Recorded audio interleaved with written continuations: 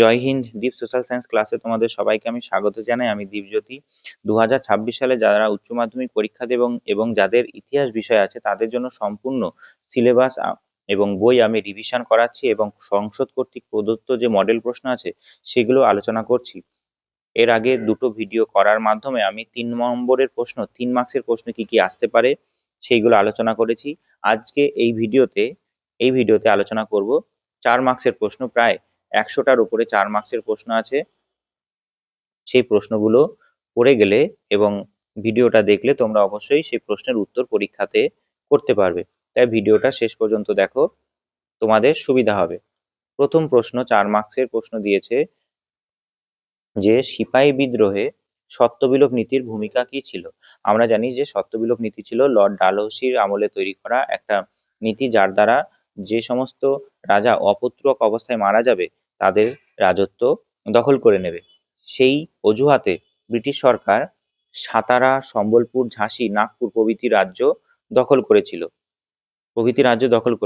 সেই কারণে এই রাজ্যের রাজারা, বিশেষ করে ঝাঁসি রানী লক্ষ্মীবাঈ, দত্তক পুত্র অধিকারের স্বীকৃতি না দেওয়ায় তিনি ব্রিটিশদের ঘোর বিরোধী হয়ে ওঠেন এবং বিদ্রোহে নেতৃত্ব দেন। অভিজাত শ্রেণী মানুষ যারা ছিল তারা রাজত্ব হারিয়ে তারা কি হয়েছিল, অসন্তোষ হয়ে গেছিল। রাজ্য হারিয়ে বহু রাজা, তালুকদার এবং তাদের উপর নির্ভরশীল কর্মচারী কর্মহীন হয়ে পড়েন, যা ব্রিটিশ শাসনের বিরুদ্ধে গণ অসন্তোষের তৈরি করেন। অর্থাৎ মনে রাখবে যে সত্যবিলোপ নীতি দ্বারা ব্রিটিশ সরকার ভারতের সমস্ত রাজা যারা অপুত্রক অবস্থায় মারা গেছে তাদের রাজত্ব কেড়ে নিত, দত্তক পুত্রকে স্বীকৃতি দিত না। যেমন সাতারা, সম্বলপুর, ঝাঁসি, নাগপুর এইগুলো দখল করে নিয়েছিল এবং তাই তাই সেই রাজারা ব্রিটিশ বিরোধী হয়ে ওঠে এবং বিদ্রোহে নেতৃত্ব দেন। জ্বলন্ত উদাহরণ হিসাবে আমরা বলতে পারি ঝাঁসি রানী লক্ষ্মীবাঈ।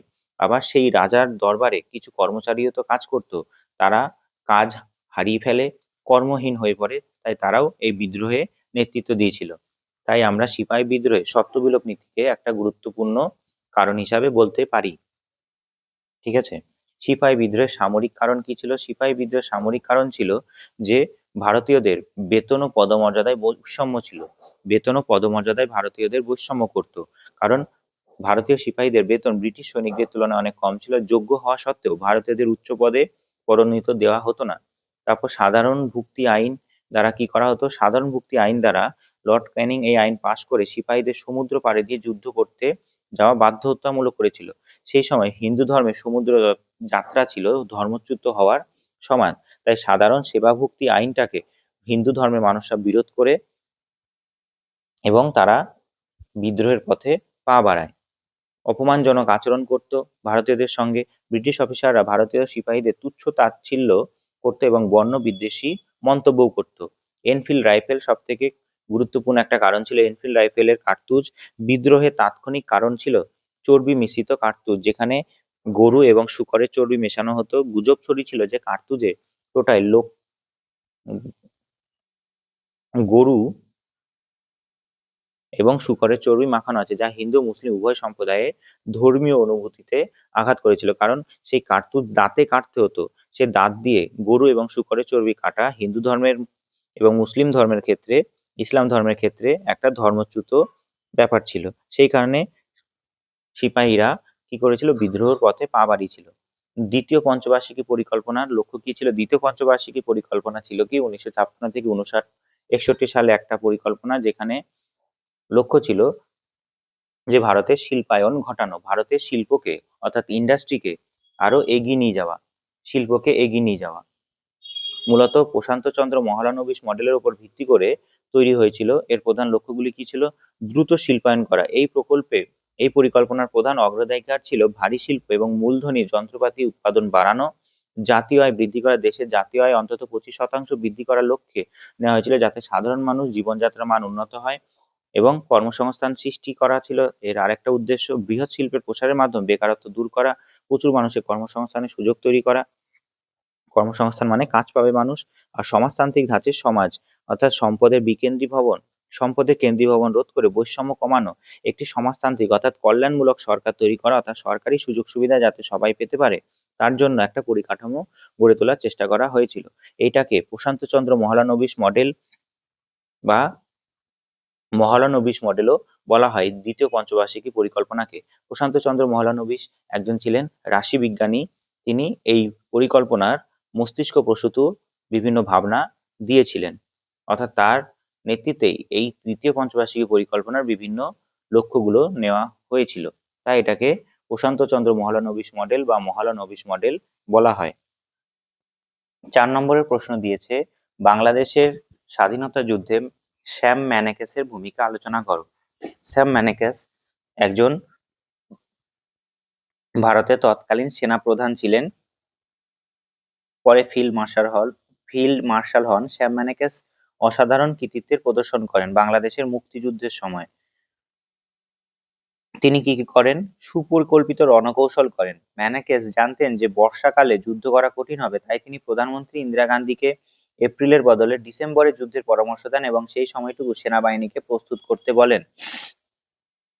মুক্তিবাহিনীকে প্রশিক্ষণ দিয়েছিলেন। তার নির্দেশনায় ভারতীয় সেনাবাহিনী বাংলাদেশের মুক্তিযোদ্ধাদের অস্ত্র ও রণকৌশলের প্রশিক্ষণ দেয়।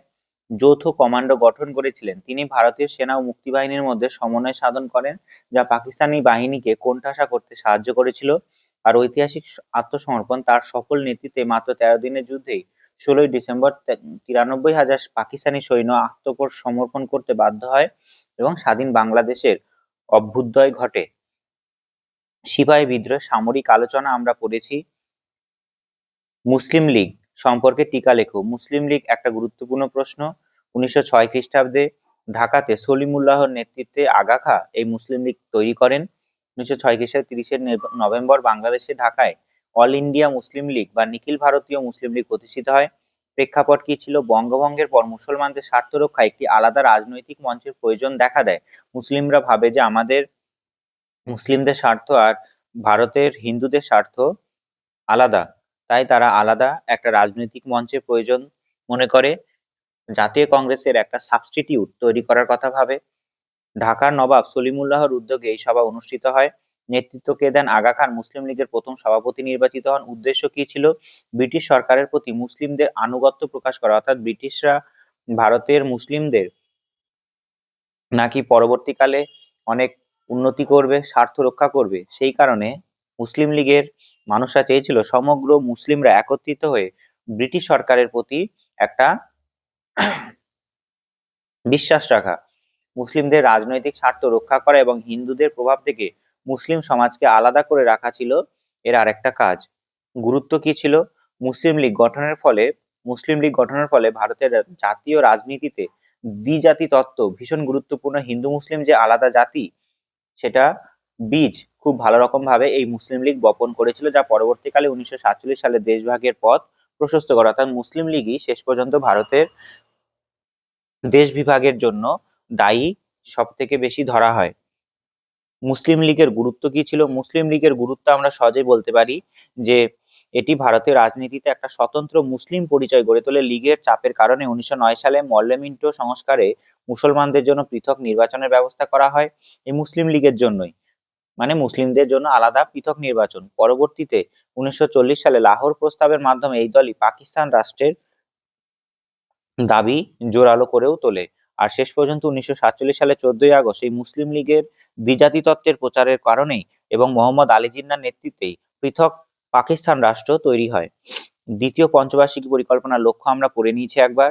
নেহরু মহলানবিশ মডেলও পড়ে নিয়েছি একই কথা, যে দ্বিতীয় পঞ্চবার্ষিকী পরিকল্পনায় সমস্ত মস্তিষ্ক প্রসূত ভাবনা চিন্তা ছিল জওহরলাল নেহরুর অর্থনৈতিক দর্শন এবং পরিসংখ্যাবিদ প্রশান্ত চন্দ্র মহলানবিশের দ্বারা। দ্বিতীয় পঞ্চবার্ষিকী পরিকল্পনায় যা সিদ্ধান্ত নেওয়া হয়েছিল জওহরলাল নেহরু অর্থনৈতিক দর্শন এবং প্রশান্ত চন্দ্র মহলানবিশের গাণিতিক কাঠামোর উপর ভিত্তি করে। সেই কারণে এই মডেলটাকে বলা হয় নেহরু মহলানবিশ মডেল। আর এই মডেলটাই দ্বিতীয় পঞ্চবার্ষিকী পরিকল্পনা তে নেওয়া হয়েছিল। এখানে কি কি বলা হয়? দ্বিতীয় পঞ্চবার্ষিকী পরিকল্পনায় মূলত লক্ষ্য কি ছিল? ভারী শিল্পের উপর গুরুত্ব দেওয়া। এই মডেলের সবচেয়ে বড় বৈশিষ্ট্য ছিল ভারী ও মূলধনী পণ্য শিল্পের উপর জোর দেওয়া, যেমন লৌহ ইস্পাত শিল্প, বিদ্যুৎ, রাসায়নিক শিল্প। ধারণাটি ছিল এমন যে যদি দেশেই মেশিন বা যন্ত্রাংশ তৈরি করা যায় তবে ভবিষ্যতে অন্য শিল্পের বিকাশ দ্রুত হবে। রাষ্ট্রায়ত্ত খাতের ভূমিকা। এই মডেলে অর্থনীতির চালিকা শক্তি হিসাবে রাষ্ট্রায়ত্ত খাত অর্থাৎ পাবলিক সেক্টর, সরকারের আন্ডারে প্রধান ভূমিকা দেওয়া হয়। মনে করা হয়েছিল বড় বড় শিল্প বেসরকারি বিনিয়োগে পর্যাপ্ত হবে না এবং সামাজিক উন্নয়নের জন্য সরকার নিয়ন্ত্রণ জরুরি ছিল। অর্থাৎ প্রাইভেটাইজেশন যদি করে দিই, বেশি করে বেসরকারি করে দিই, জনগণের কল্যাণ হয়তো হবে না, সামাজিক উন্নয়ন হবে না, এটা ভেবেছিলেন। আমদানি বিকল্প ব্যবস্থা, বিদেশি পণ্যের উপর নির্ভরতা কমিয়ে দিয়ে দেশীয় শিল্পকে সুরক্ষা দেওয়ার কথা বলা হয়। উচ্চ শুল্ক আরোপ করে দেশি কারখানাকে বড় হওয়ার সুযোগ দেওয়া ছিল এই মডেলের অন্যতম কৌশল। অর্থাৎ উচ্চ শুল্ক কাদের উপর আরোপ করবে? উচ্চ শুল্ক বিদেশি পণ্য। উচ্চ শুল্ক বিদেশি পণ্যের উপর আরোপ করলে জিনিসপত্রের দাম বাড়বে, বিদেশি পণ্য আর দেশীয় জিনিসপত্র মানুষ কিনবে। সেইটার জন্যই আমাদের দেশের যে কারখানা আছে সেগুলো অনেকটা বড় হবে ধীরে ধীরে। দীর্ঘমেয়াদী উন্নয়ন, মহলানবিশ মডেলে বিশ্বাস করতো যে তাৎক্ষণিক ভোগের চেয়ে ভবিষ্যতের জন্য বিনিয়োগ করা ভীষণ গুরুত্বপূর্ণ। যদিও এতে সাধারণ মানুষের নিত্য প্রয়োজনীয় পণ্যের অভাব হতে পারে, তবু দীর্ঘমেয়াদী স্বাবলম্বী হওয়ার জন্য এটিকে সঠিক পথ বলে মনে করা হয়।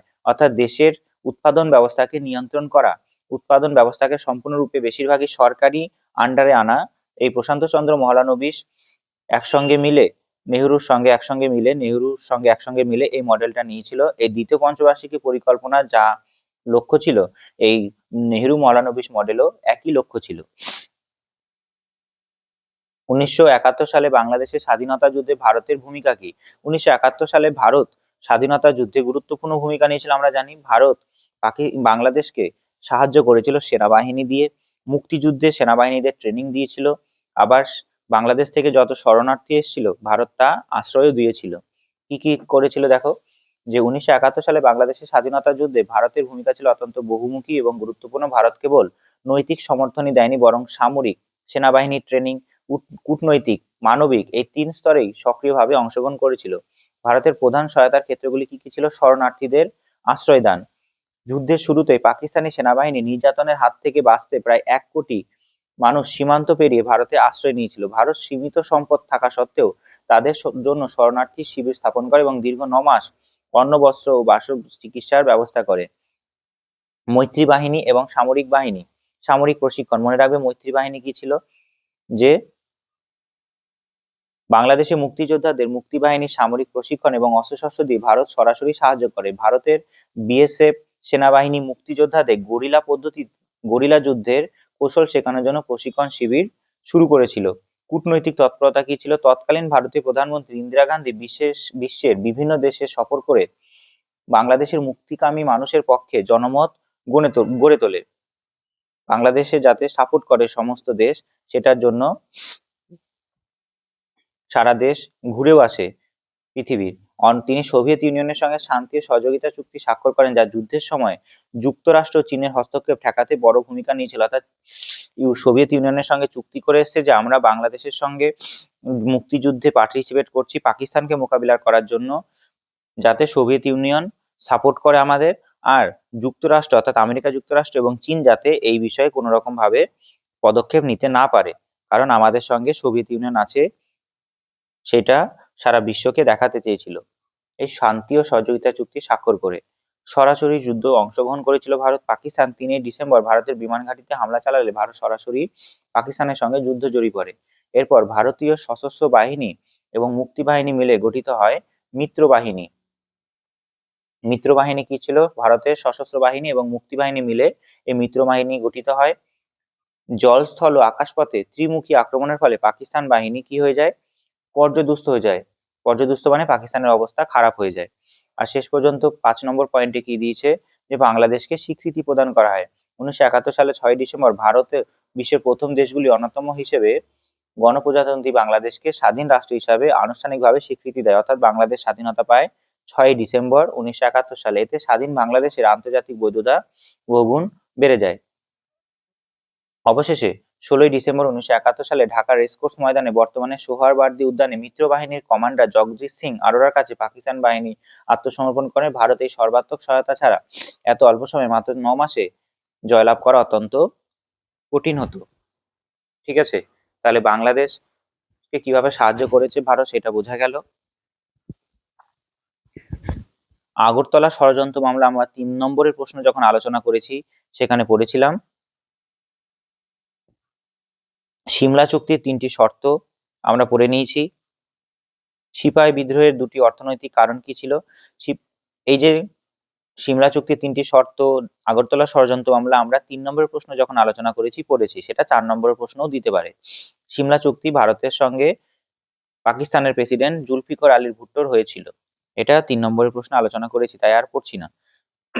সিপাহি বিদ্রোহের দুটি অর্থনৈতিক কারণ কি ছিল? সিপাহি বিদ্রোহের দুটি অর্থনৈতিক কারণ ছিল ভূমি রাজস্ব শোষণ, অর্থাৎ ইংরেজরা চিরস্থায়ী রায়তওয়ারি মহলওয়ারি বন্দোবস্তের মাধ্যমে কৃষকদের ওপর উচ্চ হারে খাজনা চাপিয়ে দিয়েছিল। খাজনা মেটাতে গিয়ে কৃষকরা মহাজনদের ঋণের জালে আটকে পড়ে এবং ভিটেমাটি হারাতে হয়েছিল। আর 2 নম্বর কি? ভারতের শিল্পের ধ্বংস হয়ে গেছিল। ভারতের শিল্পের ধ্বংস হয়ে গেছিল।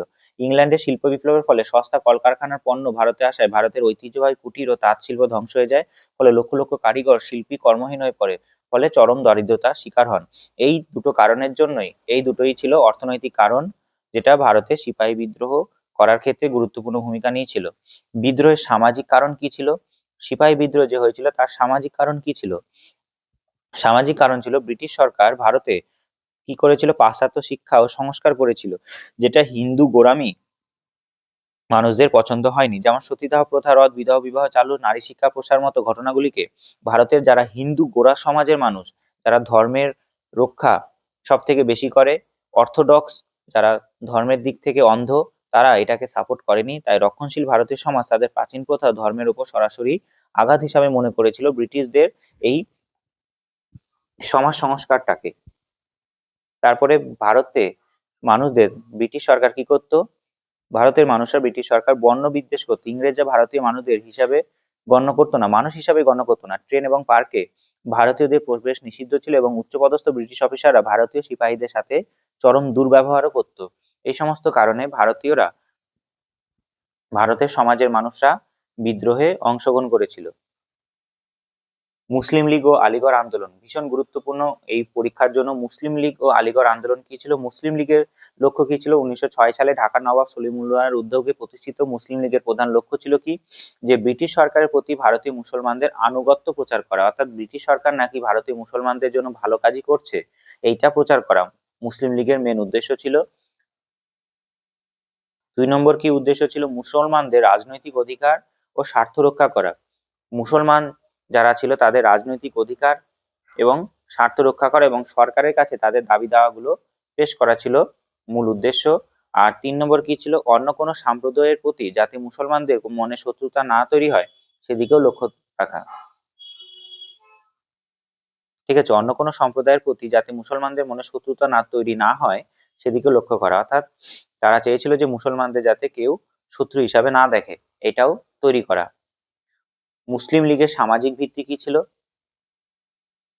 মুসলিম লীগের প্রাথমিকভাবে ভিত্তি ছিল তৎকালীন ভারতীয় মুসলিম অভিজাত জমিদার শ্রেণীর মানুষরাই ছিল। ঠিক আছে, মুসলিম লীগের সামাজিক ভিত্তি ছিল জমিদার ও জমিদার শ্রেণী। পশ্চিম উত্তরপ্রদেশ এবং পূর্ববঙ্গের নবাব উচ্চবিত্ত মুসলিম সমাজই মূলত এই সংগঠনের মূল চালিকা শক্তি ছিল। অর্থাৎ আমরা দেখেছি জাতীয় কংগ্রেসেও প্রধান অভিজাত মানুষরাই প্রথম নেতৃত্ব দিয়েছিল, তেমনি মুসলিমদের যে লীগ ছিল সেখানেও বেশিরভাগই নবাব এবং উচ্চবিত্ত মুসলিমরাই এই মুসলিম লীগের সদস্য হতে পারত।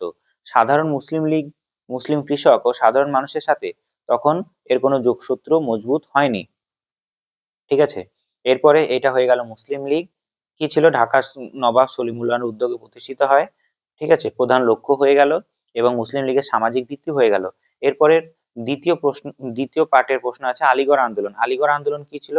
শেখ সৈয়দ আহমেদ খানের নেতৃত্বে একটা আন্দোলন, যেখানে চাওয়া হয়েছিল যে মুসলিমদের যেটা চাওয়া হয়েছিল যে মুসলিমদের শিক্ষিত করা, মুসলিমদের মধ্যে যে পর্দা প্রথা, ধর্মীয় কুসংস্কার আছে সেগুলোকে দূর করা। স্যার সৈয়দ আহমেদ খান একজন শিক্ষিত মানুষ ছিলেন, তিনি এগিয়ে এসেছিলেন মুসলিমদের শিক্ষিত করার জন্য, যেটাকে বলা হয় আলীগড় আন্দোলন। কি বলছে? স্যার সৈয়দ আহমেদ খান পরিচালিত এই আন্দোলনের মূল ভিত্তি ছিল নব্য শিক্ষিত মুসলিম মধ্যবিত্ত সমাজ, যারা পুরনো গোঁড়ামি ছেড়ে ইংরেজি শিক্ষা গ্রহণ করে নিজেদের আধুনিক করতে চেয়েছিল, তারাই এই আন্দোলনের মূল সমর্থক ছিলেন। ঠিক আছে, নব্য শিক্ষিত মুসলিম মধ্যবিত্ত সমাজই আলীগড় আন্দোলনের মূল কাণ্ডারি ছিল। স্যার সৈয়দ আহমেদ খান ছিল মূল ব্যক্তি। তিনিও ভীষণ শিক্ষিত বুদ্ধিমান মানুষ ছিলেন এবং তিনি চেয়েছিলেন মুসলিমদের মধ্যে এই পুরনো যে ধর্মীয় গোঁড়ামি আছে, কুসংস্কার আছে, সেগুলো বাদ দেওয়া এবং ইংরেজি শিক্ষা প্রসার ঘটানো। আলিগড় আন্দোলনের প্রাতিষ্ঠানিক ভিত্তি কি ছিল? আলিগড় আন্দোলনের প্রাতিষ্ঠানিক ভিত্তি ছিল কি, যে Aligarh Mohammedan Anglo oriental college প্রতিষ্ঠা 1875 সালে এটা প্রতিষ্ঠিত হয়। এছাড়া মোহামেডান এডুকেশনাল কনফারেন্স এবং সায়েন্টিফিক সোসাইটির মতো প্রতিষ্ঠানের মাধ্যমে আধুনিক বিজ্ঞান ও পাশ্চাত্য শিক্ষার প্রচার চালানো হয়েছিল। ঠিক আছে, আলিগড় আন্দোলন তোমাদের 8 নম্বরের প্রশ্ন আসতে পারে, সেইখানে আমি পড়াবো আবার, সেটা পড়লে আরো ভালো করে বুঝতে পারবে।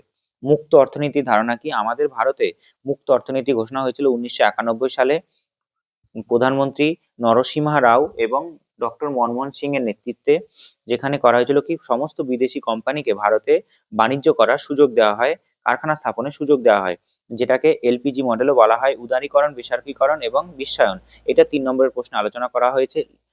এল কথার অর্থ হলো লিবারাইজেশন, পি কথার অর্থ হলো প্রাইভেটাইজেশন এবং জি কথার অর্থ হলো গ্লোবালাইজেশন। গ্লোবালাইজেশন মানে বিশ্বায়ন, প্রাইভেটাইজেশন মানে বেসরকারীকরণ, লিবারাইজেশন মানে উদারীকরণ। এই 3টে নীতির দ্বারা ভারতের বাজার সম্পূর্ণরূপে বিদেশি কোম্পানির জন্য খুলে দেওয়া হয়। এটাকেই বলা হয় কি, মুক্ত অর্থনীতি। কি বলছে দেখো, মুক্ত অর্থনীতি বা ওপেন ইকোনমি বলতে এমন এক বাজারের অবস্থাকে বোঝায় যেখানে কোনো দেশের সাথে বিদেশি পণ্য, পুঁজি এবং প্রযুক্তির অবাধ আদান প্রদান ঘটে। অর্থাৎ আমাদের দেশ থেকে যেমন বিদেশে রপ্তানি হবে, সেই দেশ থেকেও আমাদের দেশে আমদানি হবে। বৈশিষ্ট্য কি? আমদানি রপ্তানি সরকারি বিধিনিষেধ খুব কম থাকে, এখানে কোনো রকম ভাবে সরকার নিয়ন্ত্রণ করে না, শুল্ক চাপায় না। ঠিক আছে, কম শুল্ক চাপায়। দেশীয় বিদেশি কোম্পানির মধ্যে কোনো ভেদাভেদ থাকে না। 1991 সালে ভারতে এই উদারীকরণ নেওয়া হয়েছিল ডক্টর মনমোহন সিং এবং নরসিমহা রাওয়ের নেতৃত্বে। ভারতের সমস্ত বিদেশি কোম্পানি কারখানা স্থাপন করতে পারবে, ভারতের পণ্য বিদেশে যাবে, বিদেশের পণ্য ভারতে আসবে, সম্পূর্ণরূপে রাস্তা পরিষ্কার করে রাখা হয়। কিন্তু 1991 সালের আগে এরকম ছিল না। বিদেশি কোম্পানি ভারতে আসলে প্রচুর শুল্ক চাপতো, ট্যাক্স চাপতো, কিন্তু 1991 পরে সেটা তুলে দেওয়া হয়, কারণ ভারতের অর্থনীতি দুর্বল হয়ে গেছিল, 15 দিনের টাকা বেঁচেছিল। সেই কারণে ভারতকে আর্থিক দিক থেকে মজবুত করার জন্য এই মুক্ত অর্থনীতি ঘোষণা করা হয়েছিল। প্রথম পঞ্চবার্ষিকী পরিকল্পনার মূল লক্ষ্য কি ছিল? প্রথম পঞ্চবার্ষিকী পরিকল্পনার মূল লক্ষ্য ছিল কৃষির উন্নয়ন করা। যুদ্ধ ও দেশভাগের ফলে দেশে যে খাদ্য সংকট দেখা দিয়েছিল তা মেটাতে কৃষিকে সর্বোচ্চ গুরুত্ব দেওয়া। ভাকরা নাঙ্গাল, হীরাকুদের মতো বড় নদী পরিকল্পনা এই সময়ে শুরু হয়েছিল। মূল্য স্তর স্থিতিশীল করা, অর্থাৎ যাতে দেশের জিনিসপত্রের দাম খুব বেশি না বাড়ে, মধ্যবিত্তের নাগালে থাকে, সেটাও দেখা। মুদ্রাস্ফীতি কমিয়ে দ্রব্যমূল্য সাধারণ মানুষের নাগালে আনা ছিল অন্যতম লক্ষ্য। জাতীয় আয় বৃদ্ধি, মানুষের জীবনযাত্রার মান উন্নয়ন এবং সুষম বন্টনের মাধ্যমে জাতীয় আয় বাড়ানোর চেষ্টা করা ছিল এর মূল উদ্দেশ্য। ঠিক আছে, প্রথম পঞ্চবার্ষিকী পরিকল্পনার লক্ষ্য ছিল এইগুলো। বেশ, তারপর আছে অপারেশন সার্চলাইট, আমরা পড়ে নিয়েছি। মহাবিদ্রোহের রাজনৈতিক কারণ কি ছিল? সত্যবিলোপ নীতি। অপারেশন সার্চলাইট আমরা পড়ে নিয়েছি। পাকিস্তান বাংলাদেশের উপর অপারেশন সার্চলাইট চালিয়েছিল, যেখানে সম্পূর্ণরূপে বাংলাদেশের মুক্তিযুদ্ধকে দমন করা এবং বাংলাদেশ যাতে কোনোদিন স্বাধীনতা চাইতে না পারে তার জন্য এমন একটা ব্যবস্থা নিয়েছিল পাকিস্তানের সেনাবাহিনী মিলে, যে বাংলাদেশের সাধারণ মানুষদের হত্যা, মেয়েদের নির্যাতন, ধর্ষণ, শিশু সমেত সবাইকে এমন নির্যাতন করা হয়েছিল একটা রাতারাতি। সেটাকেই বলা হচ্ছে কি, অপারেশন সার্চলাইট। আমরা 3 মার্কসের প্রশ্ন যখন আলোচনা করেছি, আলোচনা হয়েছে এই প্রশ্নটা, তাই আর দ্বিতীয়বার করলাম না। 1857 খ্রিস্টাব্দে মহাবিদ্রোহের রাজনৈতিক কারণগুলি কি ছিল? এক প্রধান কারণ হিসাবে ধরা হয় সত্যবিলোপ নীতি। সত্যবিলোপ নীতির মাধ্যমে প্রত্যেকটা অপুত্রক অবস্থায় মরে যাওয়া রাজার সমস্ত রাজত্ব কেড়ে নিয়েছিল। যেমন সাতারা, সম্বলপুর, ঝাঁসি প্রভৃতি রাজা দখল করলে দেশীয় যারা রাজা ছিল, রাজার অনুগামী ছিল, তারা প্রচন্ড অসন্তোষ দেখায়। অযোধ্যা দখল করেছিল কুশাসনের অজুহাতে অযোধ্যা দখল করা হয়েছিল। ঠিক আছে, কুশাসনের অজুহাতে অযোধ্যা রাজ্য দখল করা হলে সেখানকার সেনাবাহিনী ও সাধারণ মানুষ ব্রিটিশ বিরোধী হয়ে ওঠে। তারপরে ছিল পদবী ও ভাতা লোপ। পদবী ও ভাতা লোপ মানে কি বলতে চাইছে, যে পেশোয়ার দ্বিতীয় বাজিরাও এর দত্তপুত্র রানা সাহেব পেনশন বন্ধ করে দেয়। তাই মুঘল সম্রাট বাহাদুর শাহের পদবী কেড়ে নেওয়ায় হুমকি মুঘল অনুগতদের যুদ্ধ করেছিল। অর্থাৎ নানা সাহেব যুদ্ধ করেছিল তার পেনশন বন্ধ করে দিয়েছিল বলে, এবং মুঘল সম্রাট বাহাদুর শাহের পদবী কেড়ে নেওয়ায় মুঘল অনুগতরা ক্ষুব্ধ হয়েছিল। উচ্চ পদে বঞ্চনা, প্রশাসনে যে কোনো প্রশাসনিক কার্যে উচ্চ পদে ভারতীয়দের নিয়োগ না করা, শুধুমাত্র ইংরেজদের নিয়োগ করা হতো, যা রাজনৈতিকভাবে ভারতীয়দের কি করেছিল, কোণঠাসা করে দিয়েছিল। এই সমস্ত কারণেই ভারতীয়রা রাজনৈতিক কারণে এই সমস্ত রাজনৈতিক কারণে ভারতীয়রা বিদ্রোহ করেছিল। 1857 খ্রিস্টাব্দে বিদ্রোহের প্রতি শিক্ষিত বাঙালি সমাজের মনোভাব কেমন ছিল? শিক্ষিত বাঙালি সমাজ মনে করেছিল যে এই যে বিদ্রোহ করছে 1857 খ্রিস্টাব্দে, এটা সম্পূর্ণরূপে তাদের নিজেদের স্বার্থে করছে। দেশের জাতীয়তাবোধ, দেশপ্রেমের জন্য তারা করছে না। তারা এটাও ভাবতো যে নিজেদের স্বার্থে যুদ্ধ করছে, বিদ্রোহ করছে, তাই আমাদের সমর্থন না করলেও হবে। আর যদি এই বিদ্রোহকে আমরা সমর্থন করি, যদি ব্রিটিশ শাসন শেষ হয়ে যায়, পুনরায় আবার হয়তো দেশে একটা মুসলিম শাসন শুরু হয়ে যাবে। মুসলিম শাসন শুরু হয়ে যাবে, আর তার সঙ্গে ব্রিটিশ সরকার ভারতে এসে বিভিন্ন ধরনের আইন কানুন তৈরি করেছে। ব্রিটিশ সরকার ভারতে এসে পাশ্চাত্য শিক্ষা প্রসার ঘটিয়েছে, এই জিনিসগুলো বন্ধ হয়ে যাবে। তাই এই আশঙ্কা করে মধ্যবিত্ত বাঙালি সমাজ তখনও এই 1857 খ্রিস্টাব্দের বিদ্রোহকে সমর্থন করেনি। কিন্তু মধ্যবিত্ত বাঙালি সমাজ যদি বুঝতে পারতো যে ব্রিটিশ সরকার কতটা খারাপ, আমাদের কতটা এক্সপ্লয়েট করছে, কতটা শোষণ করছে, তাহলে আমরা 100 বছর আগে স্বাধীনতা পেয়ে যেতাম। কিন্তু মধ্যবিত্ত বাঙালি সমাজ ভেবেছিল উল্টো। সমর্থনের অভাব। শিক্ষিত বাঙালি মধ্যবিত্ত সমাজ কি ছিল? মূলত ব্রিটিশ শাসনের সমর্থক ছিল। তারা মনে করত ব্রিটিশ শাসন ভারতের আধুনিকীকরণের জন্য প্রয়োজন, অর্থাৎ ভারতকে মডার্নাইজেশন করতে গেলে ব্রিটিশ শাসন জরুরি, তাই ব্রিটিশ শাসনের বিরুদ্ধে যাওয়া এখনই ঠিক হবে না। বিশৃঙ্খলার ভয়। বিদ্রোহীরা জয়ী হলে দেশে পুনরায় মধ্যযুগীয় সামন্ততান্ত্রিক মুসলিম শাসন ফিরে আসতে পারে। এই আশঙ্কায় তারা বিদ্রোহ থেকে দূরে চলে গেছিল। কারণ ব্রিটিশ সরকার এসেই ভারতে কি করেছিল? নিয়ম কানুন আইন তৈরি করেছিল। কিন্তু ব্রিটিশ শাসনের আগে ভারতে কোনো নিয়ম কানুন আইন ছিল না। সেই কারণে তারা আশঙ্কা করেছিল যদি আবার মধ্যযুগীয় সামন্ততান্ত্রিক শাসন ফিরে আসে। কলকাতায় সভা। বিদ্রোহের সময় কলকাতার শিক্ষিত সমাজ সভা করে ব্রিটিশ শাসনের প্রতি তাদের আনুগত্য প্রকাশ করে, অর্থাৎ ব্রিটিশ শাসনকে তারা সমর্থন করছে এটা জানায়। ব্যতিক্রম। তবে ব্যক্তিগতভাবে কেউ কেউ বিদ্রোহীদের বীরত্বের প্রশংসা করলেও সমষ্টিগতভাবে তারা বিদ্রোহকে বিশৃঙ্খলা হিসাবেই দেখেছিল। অর্থাৎ ব্যক্তিগতভাবে কিছু জন বলেছিল, অ্যাপ্রিসিয়েট মানে প্রশংসা করেছিল যে না, বিদ্রোহ করে ভালোই হয়েছে, কিন্তু বেশিরভাগ মানুষই এটাকে বিশৃঙ্খলা হিসাবেই দেখেছিল।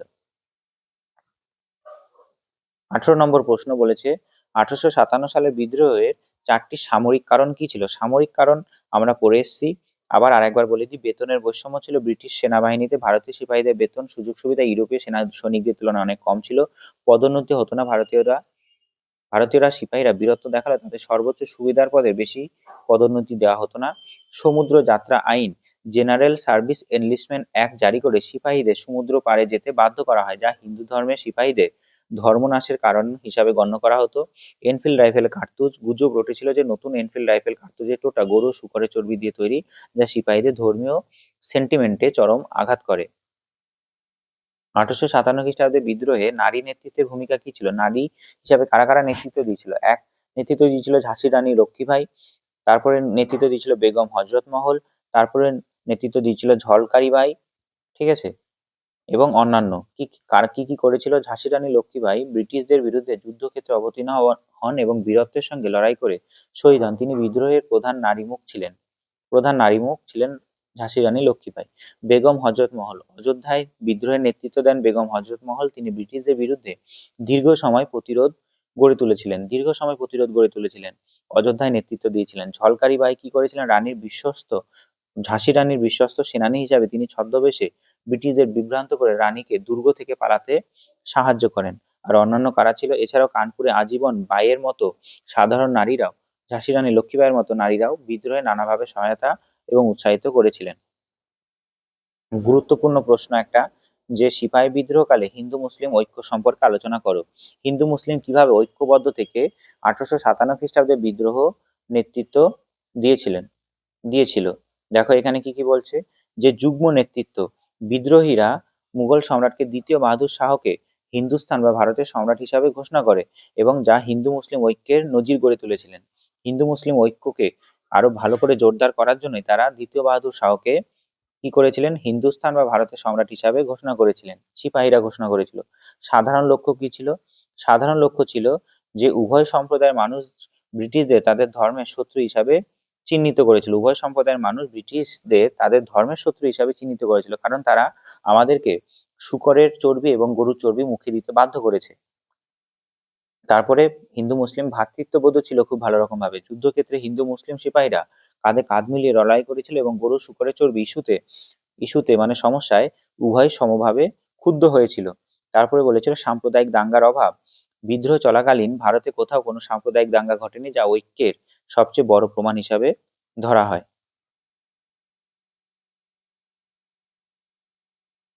1857 সালের বিদ্রোহকে সামন্ত শ্রেণীর বিদ্রোহ বলার পশ্চাতে যুক্তি লেখো। সামন্ত শ্রেণীর বিদ্রোহ কেন বলছে? এটা 3 নম্বরের প্রশ্নে একবার আলোচনা করেছি, আবার আলোচনা করে দিচ্ছি। রাজন্য বর্গের নেতৃত্ব। সিপাহী বিদ্রোহে বেশিরভাগই জমিদার শ্রেণীর অর্থাৎ সামন্ত শ্রেণীর মানুষই নেতৃত্ব দিয়েছিল। বিদ্রোহের প্রধান নেতারা ছিলেন নানা সাহেব, ঝাঁসি রানী লক্ষ্মীবাঈ, কুনওয়ার সিং প্রমুখ সামন্ত প্রভুরা, যারা নিজেদের হারানো রাজ্য ফিরে পাওয়ার জন্য লড়াই করেছিলেন। তাই এদিক থেকে সামন্ত শ্রেণীর বিদ্রোহ বলা যেতে পারে। মধ্যযুগীয় দৃষ্টিভঙ্গি। বিদ্রোহীরা কোনো আধুনিক রাজনৈতিক লক্ষ্য ছিল না, তারা পুরনো সমাজতান্ত্রিক শাসন ব্যবস্থা ফিরিয়ে আনতে চেয়েছিল, যেটায় জমিদার ব্যবস্থাকে গুরুত্ব দিচ্ছিল যে শাসন ব্যবস্থায়। তাই তারা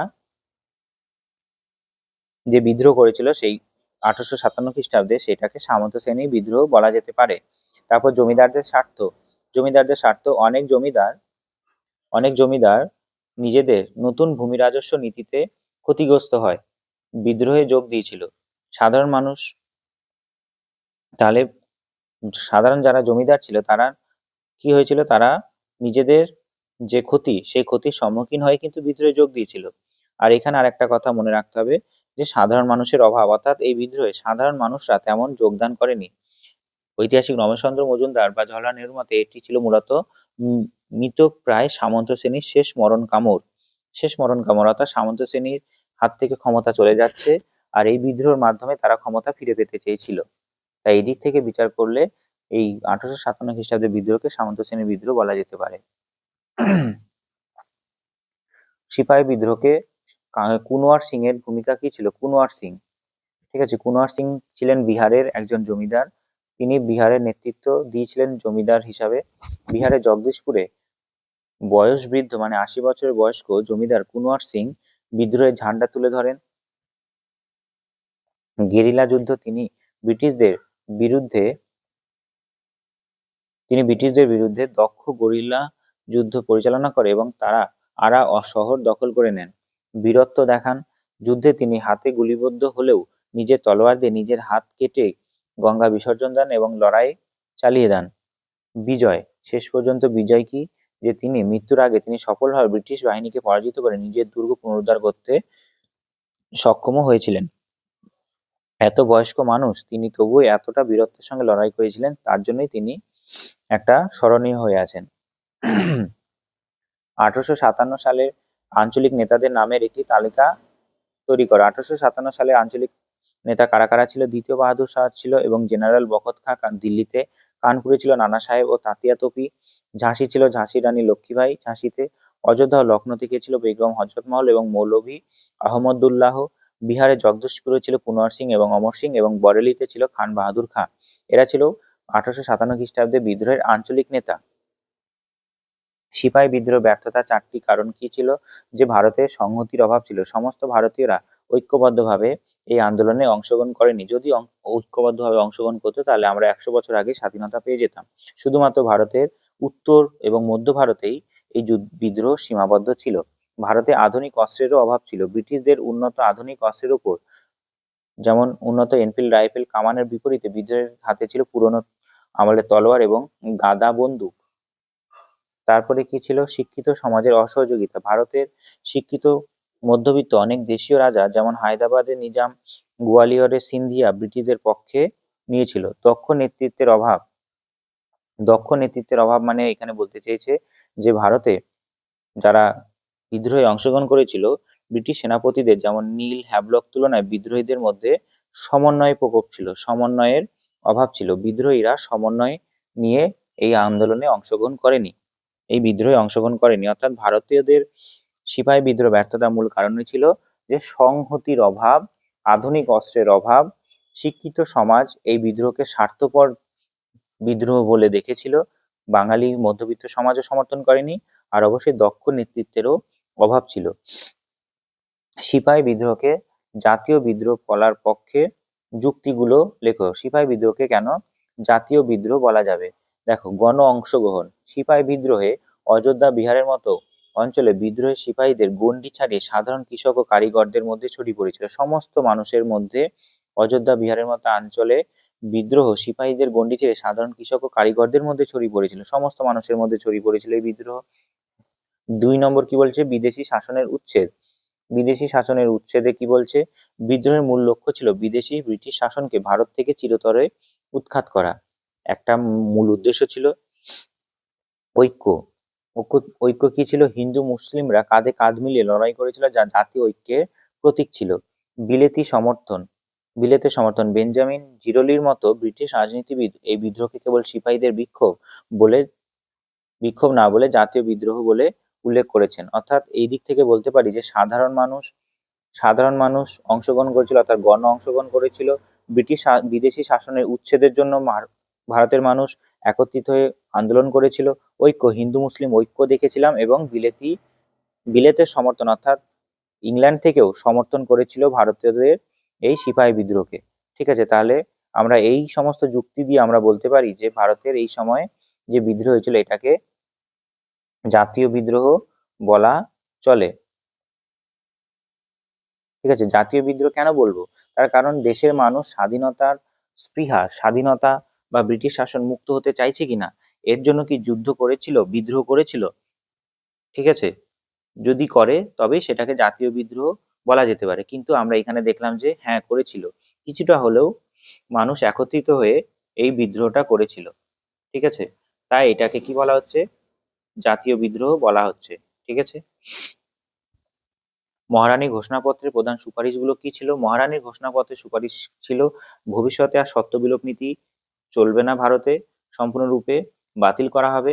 রাজ্য বিস্তারও বন্ধ করবে। ব্রিটিশ সরকার প্রতিশ্রুতি দেয় যে ভারতে আর কোনো নতুন রাজ্য দখল করা হবে না।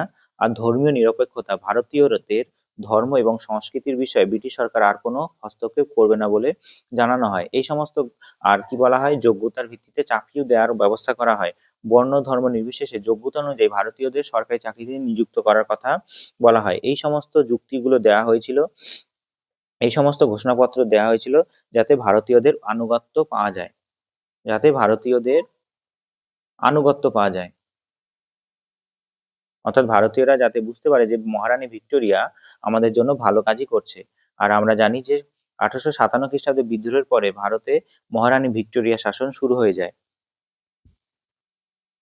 1 নভেম্বর 1858 খ্রিস্টাব্দে এলাহাবাদ থেকে লর্ড ক্যানিং মহারানীর ঘোষণাপত্রটা পড়েছিল। ঠিক আছে, বেশ। অর্থাৎ মহারানী ভিক্টোরিয়ার মূল উদ্দেশ্য ছিল ভারতীয়দের আনুগত্য অর্জন করা, ভারতীয়রা যাতে বিশ্বাস করা শুরু করে ব্রিটিশ সরকারের উপর। 27 1857 সালের পর ভারতে প্রশাসনিক ক্ষেত্রে কি কি পরিবর্তন ঘটেছিল? গুরুত্বপূর্ণ প্রশ্ন, মনে রাখবে যে এই 1857 খ্রিস্টাব্দে বিদ্রোহের পরে কোম্পানি শাসন অবসান ঘটে, অর্থাৎ ইস্ট ইন্ডিয়া কোম্পানি ভারতে যে শাসন করছিল সেই ইস্ট ইন্ডিয়া কোম্পানি শাসনের অবসান ঘটানো হয়। তারপরে ক্ষমতা কেড়ে নিয়ে সম্পূর্ণরূপে ব্রিটিশ পার্লামেন্ট সরাসরি ভারতের শাসনভার গ্রহণ করে। ভাইসরয়ের পদ সৃষ্টি হয়। গভর্নর জেনারেল আগে ছিল, সেই পদ বিলুপ্ত করে ভাইসরয়ের পদ সৃষ্টি করা হয়। প্রথম ভাইসরয় ছিলেন লর্ড ক্যানিং। ভারত সচিব তৈরি করা হয়। ব্রিটিশ ক্যাবিনেটের, অর্থাৎ ব্রিটিশ পার্লামেন্টের একজন সদস্যকে ভারত সচিব হিসাবে নিয়োগ করা হয়। সেনাবাহিনী পুনর্গঠন করা হয়। সেনাবাহিনীতে ভারতীয় সিপাহীদের অনুপাত কমিয়ে ব্রিটিশ সৈন্যের সংখ্যা বাড়ানো হয়, যাতে ভবিষ্যতে আর কোনো এই সিপাহী বিদ্রোহের মতো ঘটনা না ঘটে। তারপরে 28 নম্বর প্রশ্ন, 1857 সালে বিদ্রোহের সামাজিক কারণগুলি কি ছিল?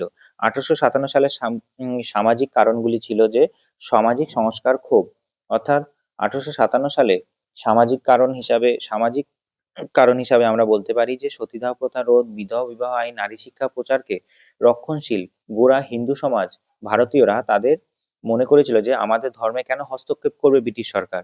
সতীদাহ প্রথা তো ভালোই ছিল, কেন ব্রিটিশ সরকার বন্ধ করবে? বিধবা বিবাহ কেন চালু করবে? নারী শিক্ষা কেন চালু করবে? তাই হিন্দু সমাজ ক্ষোভে ছিল। খ্রিস্টান মিশনারিরা প্রচার করেছিল, জোরপূর্বক ধর্মান্তরিত করত। মিশনারিদের মাধ্যমে স্কুল কলেজ খ্রিস্ট ধর্মের প্রচারে সাধারণ মানুষকে ভীত করে তুলেছিল, অর্থাৎ খ্রিস্টান মানুষরা জোর করে খ্রিস্টান ধর্মে দীক্ষিত করাতো মানুষদের, ভারতীয়দের। তাই তারা বিরক্ত হয়ে গেছিল।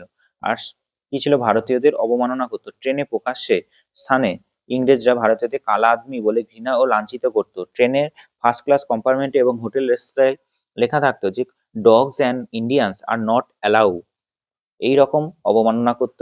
রেল ও টেলিগ্রাফের প্রচলনে অনেক ভারতীয় তাদের জাত নাশের ষড়যন্ত্র হিসাবে সন্দেহ করেছিল। জাত নাশ অর্থাৎ রেল এবং টেলিগ্রাফ চালু করার ফলে ভারতের নাকি জাত নষ্ট হয়ে যাবে। এই সমস্ত ভাবনা চিন্তার জন্যই এই সমস্ত সামাজিক ভাবনা চিন্তার জন্যই ব্রিটিশ সরকারের বিরুদ্ধে 1857 খ্রিস্টাব্দে ভারতীয়রা বিদ্রোহ করেছিল। সিপাহী বিদ্রোহের অর্থনৈতিক কারণ কি ছিল এটা একবার পড়ে নিয়েছি, আর পড়ছি না। জেবি নর্টন সাহেব সিপাহী বিদ্রোহকে গণবিদ্রোহ বলার পশ্চাতে যুক্তি কি ছিল? জেবি নর্টন সিপাহী বিদ্রোহকে গণবিদ্রোহ বলেছেন, তার পশ্চাতে কি কি কারণ ছিল? গণবিদ্রোহ মানে কি জনগণ কি সবাই অংশগ্রহণ করেছিল? যদি কোনো একটা বিদ্রোহের সমস্ত দেশের জনগণ অংশগ্রহণ করে তখন সেটাকে গণবিদ্রোহ বলা যেতে পারে। এবার জেবি নর্টন কি কি যুক্তি দিয়েছে গণবিদ্রোহ বলার প্রসঙ্গে?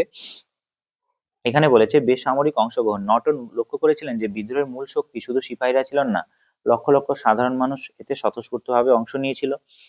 তিনি দিয়েছেন অযোধ্যার উদাহরণ। তিনি দেখান যে অযোধ্যায় প্রায় প্রতিটি গ্রাম থেকে মানুষ ব্রিটিশদের বিরুদ্ধে অস্ত্র ধরেছিল।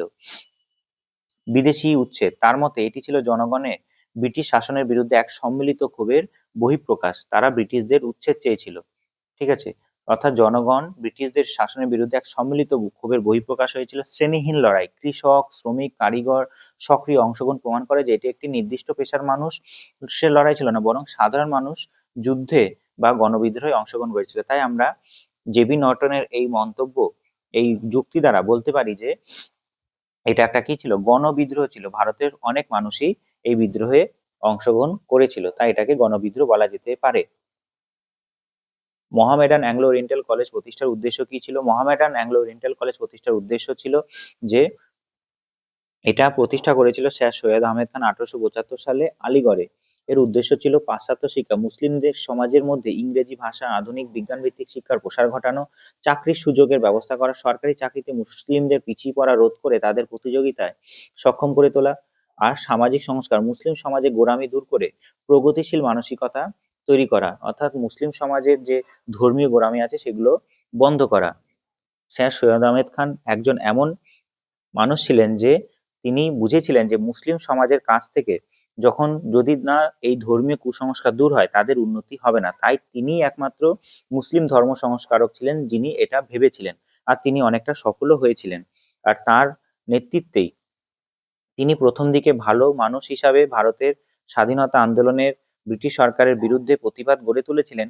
তিনি বলেছিলেন যে আমার দুটো চোখের মধ্যে এক পাশে আমার হিন্দু ভাই আর এক পাশে আমার মুসলিম ভাই, আমরা হিন্দু মুসলিম একত্রিত ভাই ভাই। কিন্তু ব্রিটিশ শাসনের একটা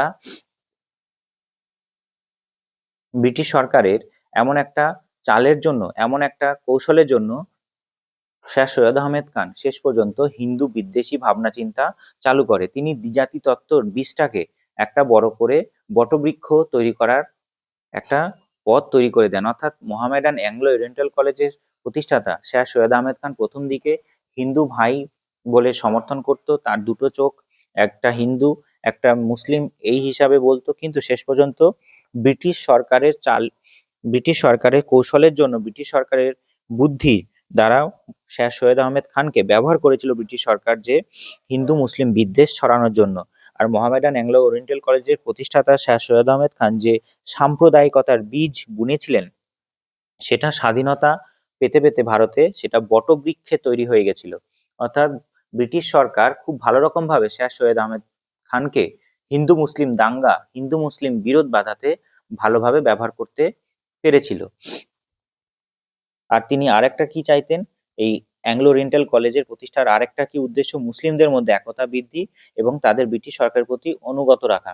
অর্থাৎ প্রথম দিকে তিনি হিন্দু এবং মুসলিম সাম্যের কথা বললেও শেষ পর্যন্ত তিনি হিন্দু মুসলিম বিভেদের কথা বলে আর সাম্প্রদায়িকতার বীজ বুনেছিল স্যার সৈয়দ আহমেদ খানই, যেটাই পরবর্তীকালে দ্বিজাতি তত্ত্ব হিসাবে উঠে আসে। আর সাম্প্রদায়িকতার যে বীজ বুনেছিল সেটা স্বাধীনতা আস্তে আস্তে বটবৃক্ষ হয়ে যায়।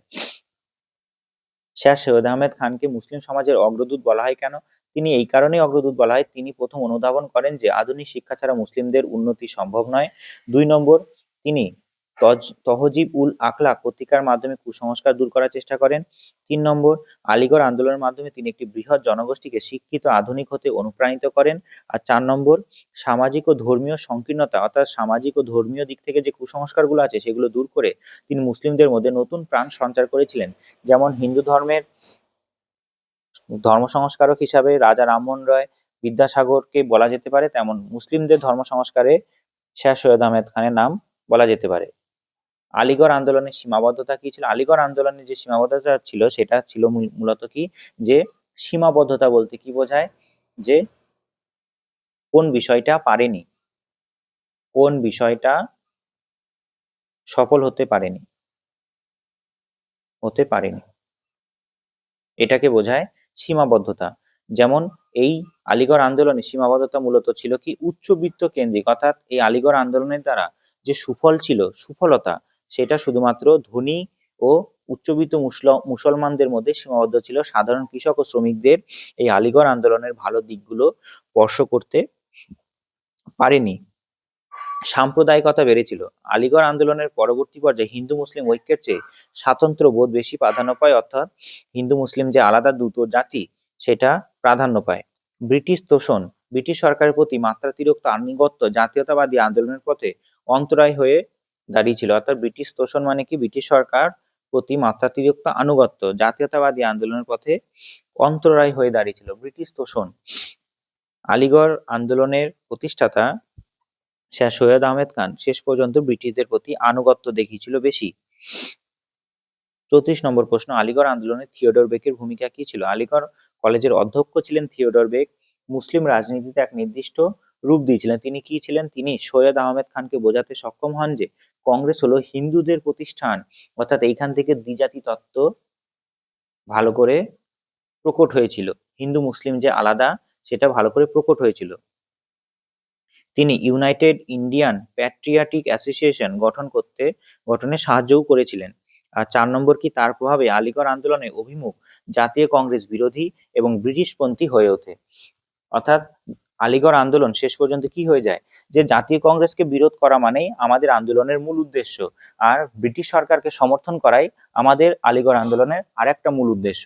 আমরা জাতীয় কংগ্রেসকে বিরোধ করব এবং ব্রিটিশ সরকারের প্রতি আনুগত্য থাকবো। শেষ পর্যন্ত এই থিওডর বেক এই বিষয়টাকে খুব ভালো রকম ভাবে চালু করতে পেরেছিল, মুসলিমদের মনে একটা বিদ্বেষ ঢোকাতে পেরেছিল থিওডর বেক মুসলিমদের মনে। সাইমন কমিশন কেন গঠন করা হয়েছিল?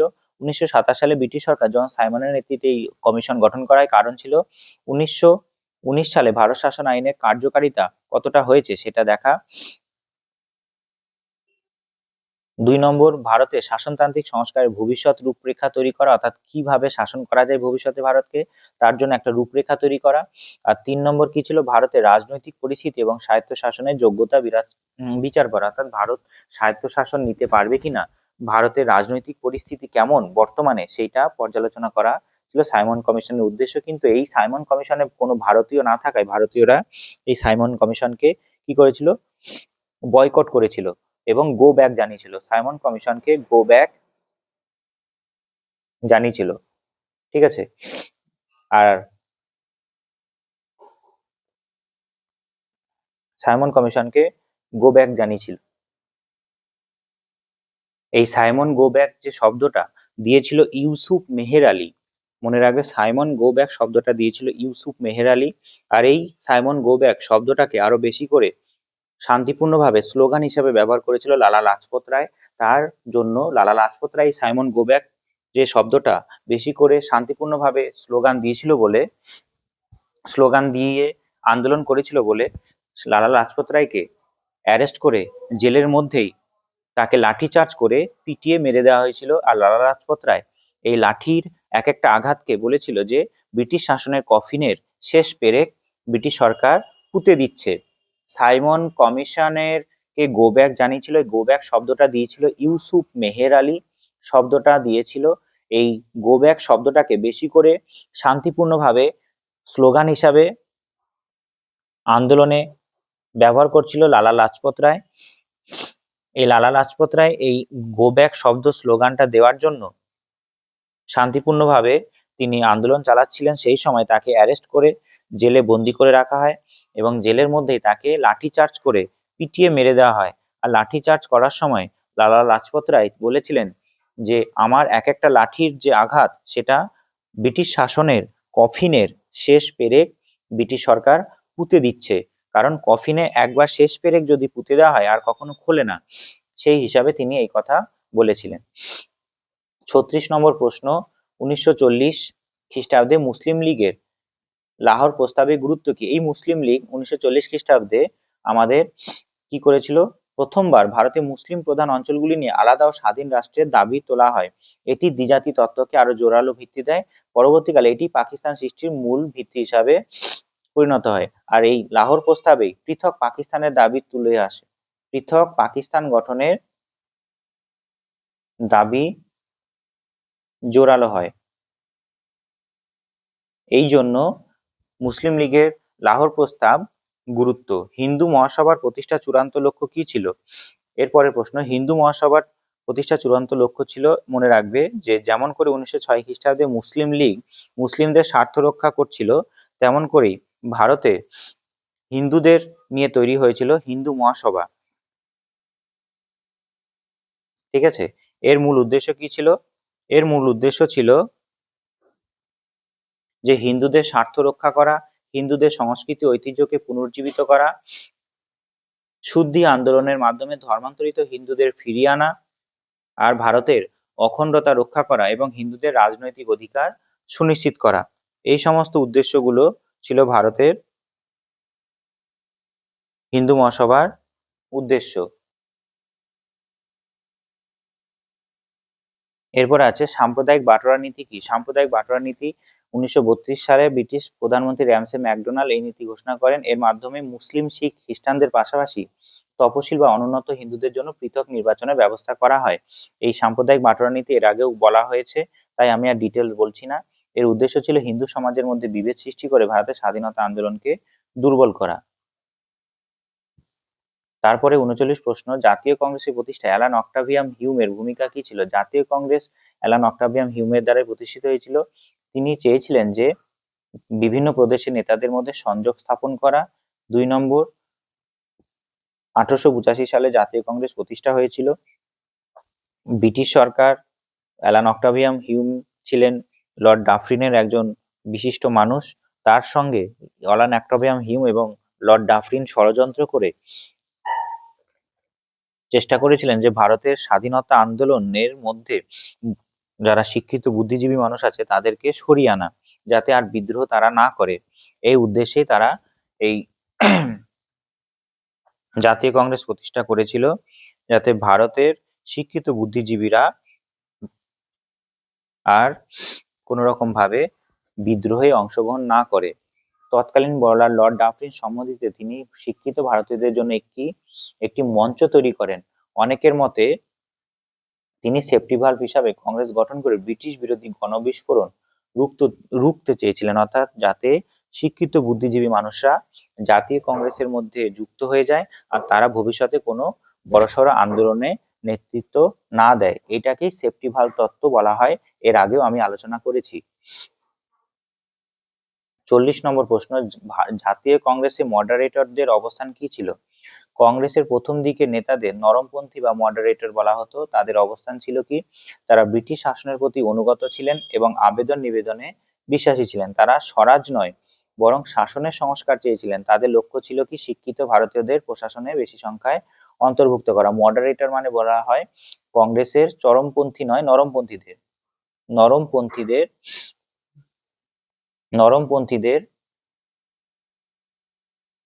নরমপন্থীদের মডারেটর বলা হয় কংগ্রেসের। হ্যাঁ, তারা কি চেয়েছিল? ব্রিটিশদের প্রতি আনুগত্য থাকতে চেয়েছিল এবং আবেদন নিবেদন 3PS নীতি, প্রেয়ার, প্রোটেস্ট এবং পিটিশন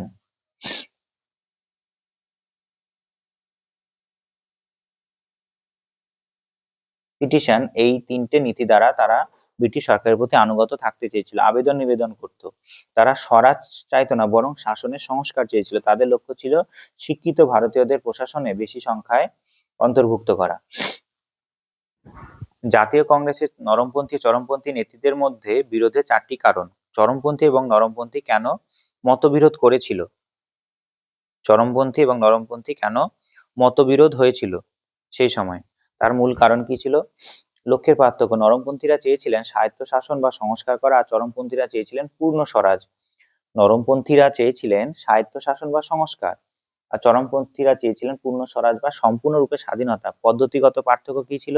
নরমপন্থীরা আইন ও সাংবিধানিক পথে বিশ্বাসী ছিল, অর্থাৎ কোনো রকম ঝামেলা না করে আইনি পথে এবং সাংবিধানিক পদ্ধতিতে ভারতের শাসন সংস্কারটাকে পরিবর্তন করতে চেয়েছিল। কিন্তু চরমপন্থীরা বয়কট এবং নিষ্ক্রিয় প্রতিরোধের পক্ষপাতী ছিল। তারা সমগ্র ভারতে বয়কট করতে চেয়েছিল, সমগ্র ভারতে বয়কটের সঙ্গে সঙ্গে স্বদেশী পণ্য ব্যবহারের উপর বেশি জোর দিয়েছিল। কিন্তু নরমপন্থীরা আইন ও সাংবিধানিক পথে বেশি বিশ্বাসী ছিল। আদর্শ কি ছিল? চরমপন্থীরা বিদেশি আদর্শের চেয়ে দেশি ঐতিহ্য আত্মশক্তির উপর বেশি জোর দিতেন, অর্থাৎ দেশীয় ঐতিহ্য আত্মশক্তির উপর বেশি জোর দিতেন চরমপন্থীরা, কিন্তু নরমপন্থীরা বিদেশি শক্তির উপর বেশি বিশ্বাস রেখেছিলেন। ব্রিটিশ ধারণা। নরমপন্থীরা ব্রিটিশদের ন্যায়পরায়ণতায় বিশ্বাসী ছিলেন। নরমপন্থীরা ভাবতো যে ব্রিটিশ সরকার আমাদের জন্য ভালো কিছু করবে, ভালো কিছু অবশ্যই করবে, কিন্তু যা চরমপন্থীরা কি করেছিলেন? প্রত্যাখ্যান করেছিলেন। চরমপন্থীরা এই জিনিসগুলো মানতেন না। ঠিক আছে, নরমপন্থী চরমপন্থীর পার্থক্য পরীক্ষায় দিতে পারে। তাহলে চরমপন্থীরা ছিনিয়ে নেওয়া, জোরপূর্বক কোনো কিছু আদায় করায় বিশ্বাসী ছিলেন, আর নরমপন্থীরা কোনো রকম ঝামেলা না করে আবেদন নিবেদনের উপর বিশ্বাসী ছিলেন। 42 1902 খ্রিস্টাব্দে বাংলায় প্রতিষ্ঠিত অনুশীলন সমিতি কার্যকলাপ কি ছিল? লেখো। অনুশীলন সমিতি প্রতিষ্ঠা করেছিল প্রমথনাথ মিত্র। এখানে কি হতো? শারীরিক প্রশিক্ষণের মাধ্যমে তরুণদের মধ্যে, যারা তরুণ ইয়ং মানুষ আছে, তাদেরকে বিপ্লবী মানসিকতা তৈরি করা, তাদেরকে গোপনে অস্ত্র সংগ্রহ এবং বোমা তৈরি করা শেখানো, আর কি ব্রিটিশ বিরোধী প্রচার চালানো এবং অত্যাচারী ব্রিটিশ আধিকারিকদের হত্যার পরিকল্পনা করা। ঠিক আছে, তারপরে আছে 1907 খ্রিস্টাব্দে সুরাট অধিবেশনের গুরুত্ব কি? সুরাট অধিবেশনের গুরুত্ব কি ছিল? এখানে নরমপন্থী ও চরমপন্থীর বিরোধ চরমে পৌঁছায় এবং কংগ্রেস দ্বিধা বিভক্ত হয়ে যায়। নরমপন্থী ও চরমপন্থীর বিরোধ চরমে পৌঁছায় এই সময়। মনে রাখবে, সুরাট অধিবেশনে কংগ্রেসের যে নরমপন্থী চরমপন্থী দুটি শাখা হিসাবে ভাগ হয়ে যায়। কি নিয়ে মতবিরোধ হয়? স্বদেশী এবং বয়কট আন্দোলন সমগ্র ভারতে চরমপন্থীরা চেয়েছিল চালু করতে, কিন্তু নরমপন্থীরা চেয়েছিল শুধুমাত্র বাংলায় চালু করতে। এই নিয়ে দুটো গোষ্ঠীর মধ্যে মতবিরোধ হয়, আর শেষ পর্যন্ত দুটো কংগ্রেসের গোষ্ঠী আলাদা হয়ে যায়। তিলক, লালা লাজপত রায়দের মতো নেতারা কংগ্রেস থেকে কি হয়? বেরিয়ে যায়। এর ফলে জাতীয় আন্দোলন কি হয়েছিল? কিছু সময়ের জন্য সাময়িকভাবে দুর্বল হয়ে গেছিল। জাতীয় আন্দোলন কিছু সময়ের জন্য দুর্বল হয়ে পড়েছিল। ঠিক আছে, বেশ। মহারাষ্ট্র বিপ্লবী আন্দোলনে বালগঙ্গাধর তিলকের ভূমিকা কি ছিল? বালগঙ্গাধর তিলক গণপতি উৎসব এবং শিবাজী উৎসবের দ্বারা যুবকদের মধ্যে দেশপ্রেম জাগ্রত করেন। তার সম্পাদিত কেশরী ও মারাঠা পত্রিকার মাধ্যমে ব্রিটিশ বিরোধী তীব্র জনমত গঠন করেন। কেশরী মারাঠা পত্রিকার মাধ্যমে মানুষদের মধ্যে ব্রিটিশ বিরোধী ভাবনা চিন্তা তৈরি করেন। শিবাজী উৎসব এবং গণপতি উৎসব চালু করে যুবকদের মধ্যে, এবং হিন্দু, যারা মহারাষ্ট্রের হিন্দু আছে তাদেরকে ঐক্যবদ্ধ করতে চেয়েছিলেন। কারণ শিবাজী একজন বিশিষ্ট ব্যক্তি, যাকে মহারাষ্ট্রের মানুষ মহারাজা বলে, ছত্রপতি শিবাজী মহারাজ বলে মান্য করেন। তাই তার উৎসব চালু করলে মানুষ এমনিতেই একত্রিত হবে, সেই কথা ভেবে তিনি শিবাজী এবং গণপতি উৎসব চালু করেছিলেন। তিনি প্রথম স্লোগান দিয়েছিলেন, স্বরাজ আমার জন্মগত অধিকার। তোমাদের এরকম একটা প্রশ্ন দিতে পারে, বিশিষ্ট ব্যক্তিদের অবদান। বালগঙ্গাধর তিলক আছে, ঠিক আছে, রাসবিহারী বসু আছে। এরপরে আমরা রাসবিহারী বসু জানবো, তিনি কি কি করেছিলেন। যদিও রাসবিহারী বসু মূলত বাংলার বিপ্লবী ছিলেন, কিন্তু পাঞ্জাবে তার প্রভাব ছিল গভীর। তিনি উত্তর ভারতে গদর পার্টি বিপ্লবীদের সঙ্গে মিলে এক সশস্ত্র অভ্যুত্থানের পরিকল্পনা করেছিলেন। 1 নম্বর, তিনি চেয়েছিলেন 1915 সালের 21শে ফেব্রুয়ারি সেনাবাহিনীতে বিদ্রোহ ঘটানোর চেষ্টা করেন। তিনি বিভিন্ন জায়গায় ছড়িয়ে থাকা বিপ্লবীদের মধ্যে সমন্বয় সাধনেরও কাজ করতেন, অর্থাৎ প্রত্যেক জায়গায় ছড়িয়ে ছিটিয়ে থাকা বিপ্লবীদের একত্রিত করার চেষ্টা করেন তিনি।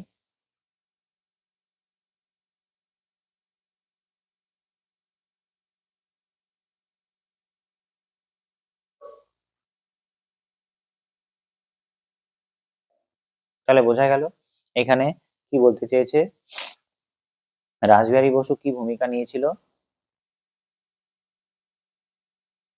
বেশ, এরপরে 46 নম্বর প্রশ্ন, ভারতে বৈপ্লবিক আন্দোলনের ব্যর্থতার 4টি কারণ। কেন ভারতে বিপ্লবী আন্দোলন ব্যর্থ হয়েছিল? তার কারণগুলো কি কি ছিল? কারণ বিপ্লবীরা ছোট ছোট গুপ্ত সমিতিতে সীমাবদ্ধ ছিল। সারা ভারত জুড়ে কোনো কেন্দ্রীয় শক্তিশালী সংগঠন বা সমন্বয় তাদের ছিল না, 1 নম্বর। তারপরে সংগঠনের অভাব হয়ে গেল। 2 নম্বর ছিল জনসংযোগের অভাব, তাদের সাধারণ মানুষ সক্রিয় অংশগ্রহণ এই আন্দোলনে কম ছিল, সাধারণ মানুষ সশস্ত্র বিপ্লবী আন্দোলনে অংশগ্রহণ করতো না। অনেক ক্ষেত্রে এটি শিক্ষিত মধ্যবিত্ত যুবকদের মধ্যেই সীমাবদ্ধ রয়ে গেছিল, শিক্ষিত মধ্যবিত্ত যুবকরাই এই আন্দোলন শুধুমাত্র করেছিল। অস্ত্রের অভাব ছিল তাদের, ব্রিটিশ সরকার আধুনিক মারণাস্ত্রের তুলনায় বিপ্লবীদের কাছে অস্ত্রের যোগান ছিল খুবই নগণ্য, খুবই অল্প সামান্য অস্ত্র ছিল তাদের। আর ব্রিটিশ সরকার রাওলাট আইন, ভারত রক্ষা আইনের মতো কঠোর দমনমূলক ব্যবস্থার ফলে বিপ্লবীদের দীর্ঘ সময় টিকে থাকা কি হয়ে গেছিল, কঠিন হয়ে পড়েছিল। দীর্ঘ সময় যে টিকে থাকবে সেটা পারছিল না। ঠিক আছে, এই 4টে হলো বিপ্লবীদের ব্যর্থতার কারণ। গান্ধীজি সত্যাগ্রহের আদর্শ কি? গান্ধীজি সত্যাগ্রহের মূল কথা ছিল সত্যের প্রতি আগ্রহ বা সত্যকে আঁকড়ে ধরে রাখা, অর্থাৎ যেটা সত্য ন্যায্য পাওনা সেটা যতদিন না পূরণ হচ্ছে সেটার প্রতি দৃঢ় সংঘবদ্ধ থাকবো। ঠিক আছে, আর সামনের যে আছে তার সঙ্গে কোনো রকম বিরোধ না করে শান্তিপূর্ণভাবে তার সঙ্গে আলোচনার মাধ্যমে সমস্যার সমাধান করতে হবে। তিনি অহিংসা নীতিতে বিশ্বাসী ছিলেন। গান্ধীজি সত্যাগ্রহের আরেকটা মূল আদর্শ কি ছিল? অহিংস, কোনো অবস্থাতেই হিংসার আশ্রয় না নিয়ে শান্তিপূর্ণভাবে অন্যায়কে প্রতিহত করা। তার আর একটা উদ্দেশ্য ছিল আত্মিক শক্তি, অর্থাৎ যে মানুষ সত্যাগ্রহী হবে তার ভেতরে নিষ্ক্রিয় প্রতিরোধ থাকবে, কিন্তু সেটা আসলে নিষ্ক্রিয় প্রতিরোধ নয়, এটি হলো সত্য প্রেমের শক্তিতে বিরোধীর যে সামনের জন থাকবে তার হৃদয় পরিবর্তন করা সত্য প্রেমের শক্তিতে। আর অবশ্যই সত্যাগ্রহীকে নিজে আঘাত পেলেও পাল্টা আঘাত না করার নৈতিক জয় নিশ্চিত করে, অর্থাৎ আমার উপর আমি একজন সত্যাগ্রহী, আমাকে কেউ আঘাত করলো আমি যে পাল্টা আঘাত করব সেটা আমি কখনো করব না। আর সামনের জনকে প্রেম এবং প্রীতির দ্বারা তার হৃদয় পরিবর্তন করার কথা ভাববো। এটা হলো গান্ধীজি সত্যাগ্রহের আদর্শ। এরপর আছে গান্ধীজির অহিংস অসহযোগ আন্দোলনে প্রত্যাহারের প্রতিক্রিয়া। গান্ধীজি কেন অহিংস অসহযোগ আন্দোলন প্রত্যাহার করেছিল? 1922 সালে চৌরাচুরি ঘটনার পর গান্ধীজি আন্দোলন প্রত্যাহার করলে মিশ্র প্রতিক্রিয়া দেখা যায়। কি কারণে? এক, নেতৃবৃন্দের ক্ষোভ, মতিলাল নেহেরু, দেশবন্ধু চিত্তরঞ্জন দাস, তরুণ সুভাষচন্দ্র বসু এই সিদ্ধান্তে অত্যন্ত ক্ষুব্ধ হন। তারা মনে করেছিলেন আন্দোলন যখন তুঙ্গে তখন থামিয়ে দেওয়া ভুল হয়েছে। হতাশা, চৌরাচুরি ঘটনার পরেই তিনি অহিংস অসহযোগ আন্দোলন প্রত্যাহার করেন। চৌরাচুরি ঘটনা কি ছিল? 22 জন পুলিশ অফিসারকে জ্বলন্ত পুড়িয়ে মারা হয়েছিল উত্তরপ্রদেশে গোরক্ষপুর জেলায়। তারপরেই গান্ধীজি ভেবেছিলেন যে এই আন্দোলন হিংসায় ছড়িয়ে গেছে, তাই এই আন্দোলন আর বেশি দূর নিয়ে যাওয়া যাবে না, তিনি এই আন্দোলন প্রত্যাহার করেন। সাধারণ কর্মী যারা ছিল জনগণের মধ্যে গভীর হতাশা নেমে আসে। আর এই কেন অহিংস অসহযোগ আন্দোলন বন্ধ করলো এই কথা চিন্তা করেই মতপার্থক্যের ফলেই চিত্তরঞ্জন দাস এবং মতিলাল নেহেরু স্বরাজ্য দল গঠন করেছিলেন। ঠিক আছে, আইন অমান্য আন্দোলনে সীমান্ত গান্ধী বা খান আব্দুল গফর খানের ভূমিকা কি ছিল? তিনি উত্তর পশ্চিম সীমান্ত প্রদেশে খোদাই খিদমতগার বা লাল কোর্তা বাহিনী গঠন করেন। খোদাই খিদমতগার কথার অর্থ হলো ঈশ্বরের সেবক, এবং তারা সবাই লাল পোশাক, লাল পাঞ্জাবি পাজামা পরতো, সেই কারণে তাদেরকে লাল কোর্তা বাহিনী করা হয়। গান্ধীজিকে তিনি অন্ধভাবে অনুসরণ করতেন। ঠিক আছে, তিনি পাঠানদের মতে লড়াকু জাতির মধ্যেও গান্ধীজির অহিংসার বাণী সফলভাবে সরিয়ে দিয়েছিলেন। আন্দোলনের নেতৃত্ব 1930 সালে পেশোয়ার তার নেতৃত্বে এক বিশাল গণ আন্দোলন গড়ে তোলেন। ব্রিটিশরা গুলি চালালেও তার বাহিনী শান্ত থেকে নজির রেখেছিলেন। অর্থাৎ গান্ধীজিকে অনুসরণ করে খুব সুন্দর করে একটা আইন অমান্য আন্দোলন চালু রেখেছিলেন উত্তর পশ্চিম প্রদেশ অঞ্চলে। তাই তাকে উত্তর পশ্চিম সীমান্ত প্রদেশ অঞ্চলে তাই তাকে কি বলা হয়? সীমান্ত গান্ধী বলা হয়। তার আসল নাম ছিল খান আব্দুল গফর খান। তিনি খোদাই খিদমতগার বা ঈশ্বরের সেবক সংস্থা তৈরি করেন, আর তার বাহিনীরা লাল কোর্তা পরতেন। গান্ধী আরোইন চুক্তি কি ছিল? আইন অমান্য আন্দোলন চলাকালীন কংগ্রেস ও সরকারের মধ্যে এই চুক্তি হয়। শর্ত কি ছিল? সরকার সমস্ত রাজবন্দীদের মুক্তি দেবে এবং লবণ তৈরির অধিকার দেবে। বিনিময়ে কংগ্রেস আইন অমান্য আন্দোলন স্থগিত রাখবে এবং ব্রিটিশ সরকার যে গোলটেবিল বৈঠক চালাচ্ছে সেই গোলটেবিল বৈঠকে যোগ দিতে রাজি হয়। গুরুত্ব কি ছিল? প্রথমবারের মতো ব্রিটিশ সরকার কংগ্রেসের সঙ্গে সমমর্যাদায় আলোচনায় বসে। গান্ধীজি দ্বিতীয় গোলটেবিল বৈঠকে যোগ দিতে কি হয়? রাজি হয়। আর এখানে আরেকটা মনে রাখবে, গান্ধী আরোইন চুক্তিতে শুধুমাত্র রাজবন্দীদের মুক্তি দেওয়ার কথা বলা হয়েছিল, যারা ক্রিমিনাল কেস করেছে তাদের মুক্তির কথা বলা হয়নি। যদি বলতো যে গান্ধীজি যদি দাবি রাখতো যে সমস্ত যারা বন্দী আছে তাদের সবাইকে ছাড়তে হবে, তাহলে ভগৎ সিংও ছাড়া পেয়ে যেত এবং ভগৎ সিং এর ফাঁসি হতো না। শুধুমাত্র বলেছিল রাজবন্দীদের মুক্তি দেবে, ক্রিমিনাল কেসে যারা অভিযুক্ত তাদেরকে মুক্তি দেবে না, এরকম বলা হয়েছিল। ঠিক আছে। আর গান্ধী আরোইন চুক্তির পরেই গান্ধীজি দ্বিতীয় গোলটেবিল বৈঠকে যোগ দিয়েছিল, কিন্তু দ্বিতীয় গোলটেবিল বৈঠকে সাম্প্রদায়িক বাটোয়ারা নীতি শুনে গান্ধীজি সেই দ্বিতীয় গোলটেবিল বৈঠক থেকে সরে চলে আসে। গান্ধীজির নেতৃত্বে চম্পারণ সত্যাগ্রহের আন্দোলনের বিবরণ দাও। গান্ধীজি 1917 সালে বিহারের চম্পারণে নীল চাষীদের উপর নীলকর সাহেবদের অত্যাচারের বিরুদ্ধে, এটি গান্ধীজির ভারতের প্রথম সত্যাগ্রহ আন্দোলন। উদ্দেশ্য কি ছিল? তিন কাঠিয়া প্রথার অবসান ঘটান এবং বর্ধিত কর থেকে কৃষকদের মুক্তি দেওয়া। তিন কাঠিয়া পদ্ধতি কি ছিল? যে 20 কাঠা জমির মধ্যে 3 কাঠা জমিতে চাষিদের নীল চাষ করতে বাধ্য করা হতো। এবার সারা পৃথিবীতে কৃত্রিম নীল আবিষ্কার হওয়া সত্ত্বেও এই 3 কাঠা জমি ব্রিটিশ সরকার চাষিদের ফেরত দিচ্ছিল না। তাই গান্ধীজি এই খবর শুনে বিহারের চম্পারণে গিয়ে চাষিদের হয়ে এই আন্দোলনে সামিল হন। ঠিক আছে। ফলাফল কি হয়েছিল? গান্ধীজি আন্দোলনের চাপে সরকার একটি তদন্ত কমিটি গঠন করে এবং অবৈধ কর নেওয়া বন্ধ করতে বাধ্য হয়। এটি গান্ধীজিকে ভারতীয় রাজনীতি বড় নেতা হিসাবে প্রতিষ্ঠাতা দেয়। আর 3 কাঠিয়া পদ্ধতি যেটা ছিল সেটা সম্পূর্ণরূপে বন্ধ হয়। আর গান্ধীজি একটা ভারতীয় রাজনীতিতে বড় নেতা হিসাবে প্রতিষ্ঠাও পায়। গান্ধীজিকে আইন অমান্য আন্দোলনে লবণকে কেন বেছে নিয়েছিল? কারণ লবণ ধনী দরিদ্র নির্বিশেষে সকলেই ব্যবহার করত। আর ভারতীয়দের উপর একটা নিষেধ ছিল যে ভারতীয়রা লবণ তৈরি করতে পারবে না। আর এই লবণটা সবার নিত্য প্রয়োজনীয় জিনিস বলে গান্ধীজি এই আইন অমান্য আন্দোলন শুরু করার আগে লবণ আইন ভেঙেছিল। ঠিক আছে। দেখো, সর্বজনীনতা। লবণ ধনী দরিদ্র নির্বিশেষে সব মানুষের জীবনের এক অত্যাবশ্যকীয় উপাদান। এর উপর কর বাড়ানো মানে সাধারণ মানুষের পেটে লাথি মারা। এটা একটা ছিল, সেই কারণে ব্যবহার করেছিল 1 নম্বর। 2 নম্বর কি ছিল? আবেগ ও ঐক্য। লবণের মতো সাধারণ ইস্যুকে সামনে আনলে হিন্দু মুসলিম নির্বিশেষে সর্বস্তরের মানুষ সহজে ঐক্যবদ্ধ করা সম্ভব ছিল। অর্থাৎ লবণ তো সবাই ব্যবহার করে, আর লবণকে ইস্যু করে যদি আন্দোলন শুরু করে তাহলে হিন্দু মুসলিম সবাই ঐক্যবদ্ধ হয়ে এই আন্দোলনে সামিল হবে। তারপরে কি ছিল?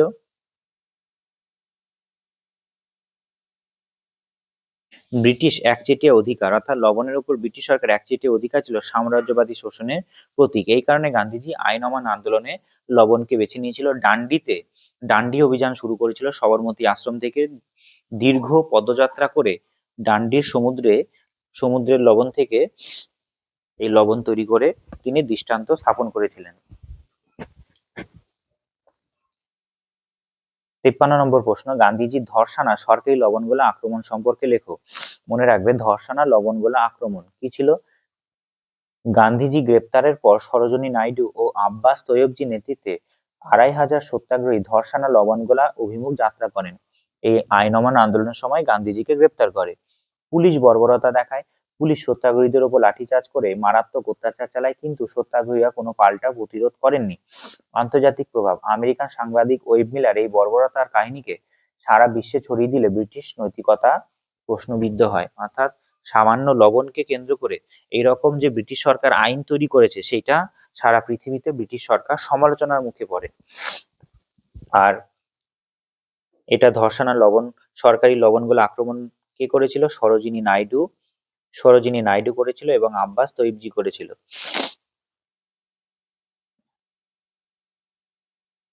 গান্ধীজির নেতৃত্বে অহিংস অসহযোগ আন্দোলনের ব্যর্থতা 4টি কারণ। গান্ধীজির নেতৃত্বে অহিংস অসহযোগ আন্দোলন ব্যর্থতার চারটি কারণ কি? চোরাচুরি ঘটনা হয়ে গেছিল 1922 সালে। অহিংস আন্দোলনের পথে হিংসা ঢুকে পড়ায় গান্ধীজি আন্দোলন বন্ধ করে দেন। নেতৃত্বের অভাব ছিল। আন্দোলনের মাঝপথে অনেক বড় বড় নেতা জেলে যাওয়ার সংগঠন দুর্বল হয়ে পড়ে। খিলাফত ইস্যুর সমাপ্তি, তুরস্কে খিলাফতের অবসান হওয়া ভারতীয় মুসলমানদের আন্দোলনের জোয়ারে স্তিমিত হয়ে যায়। আর বিকল্প অভাব, বিদেশি বস্তু বর্জনের পর সস্তা দেশি বিকল্পের অভাব সাধারণ মানুষকে সমস্যার মুখে ফেলে।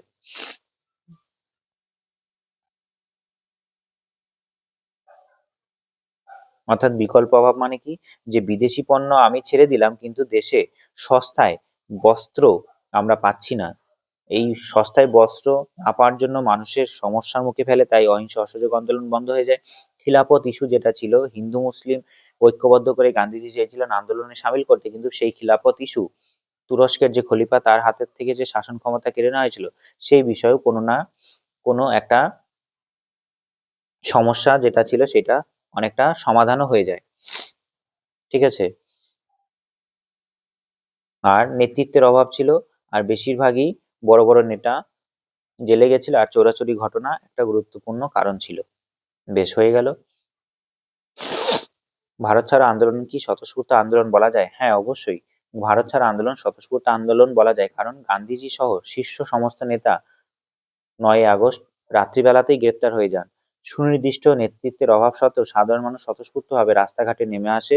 গ্রামাঞ্চল এবং শ্রমিকদের মধ্যে এই আন্দোলন কোনো নির্দেশ ছাড়াই আগুনের মতো ছড়িয়ে পড়েছিল।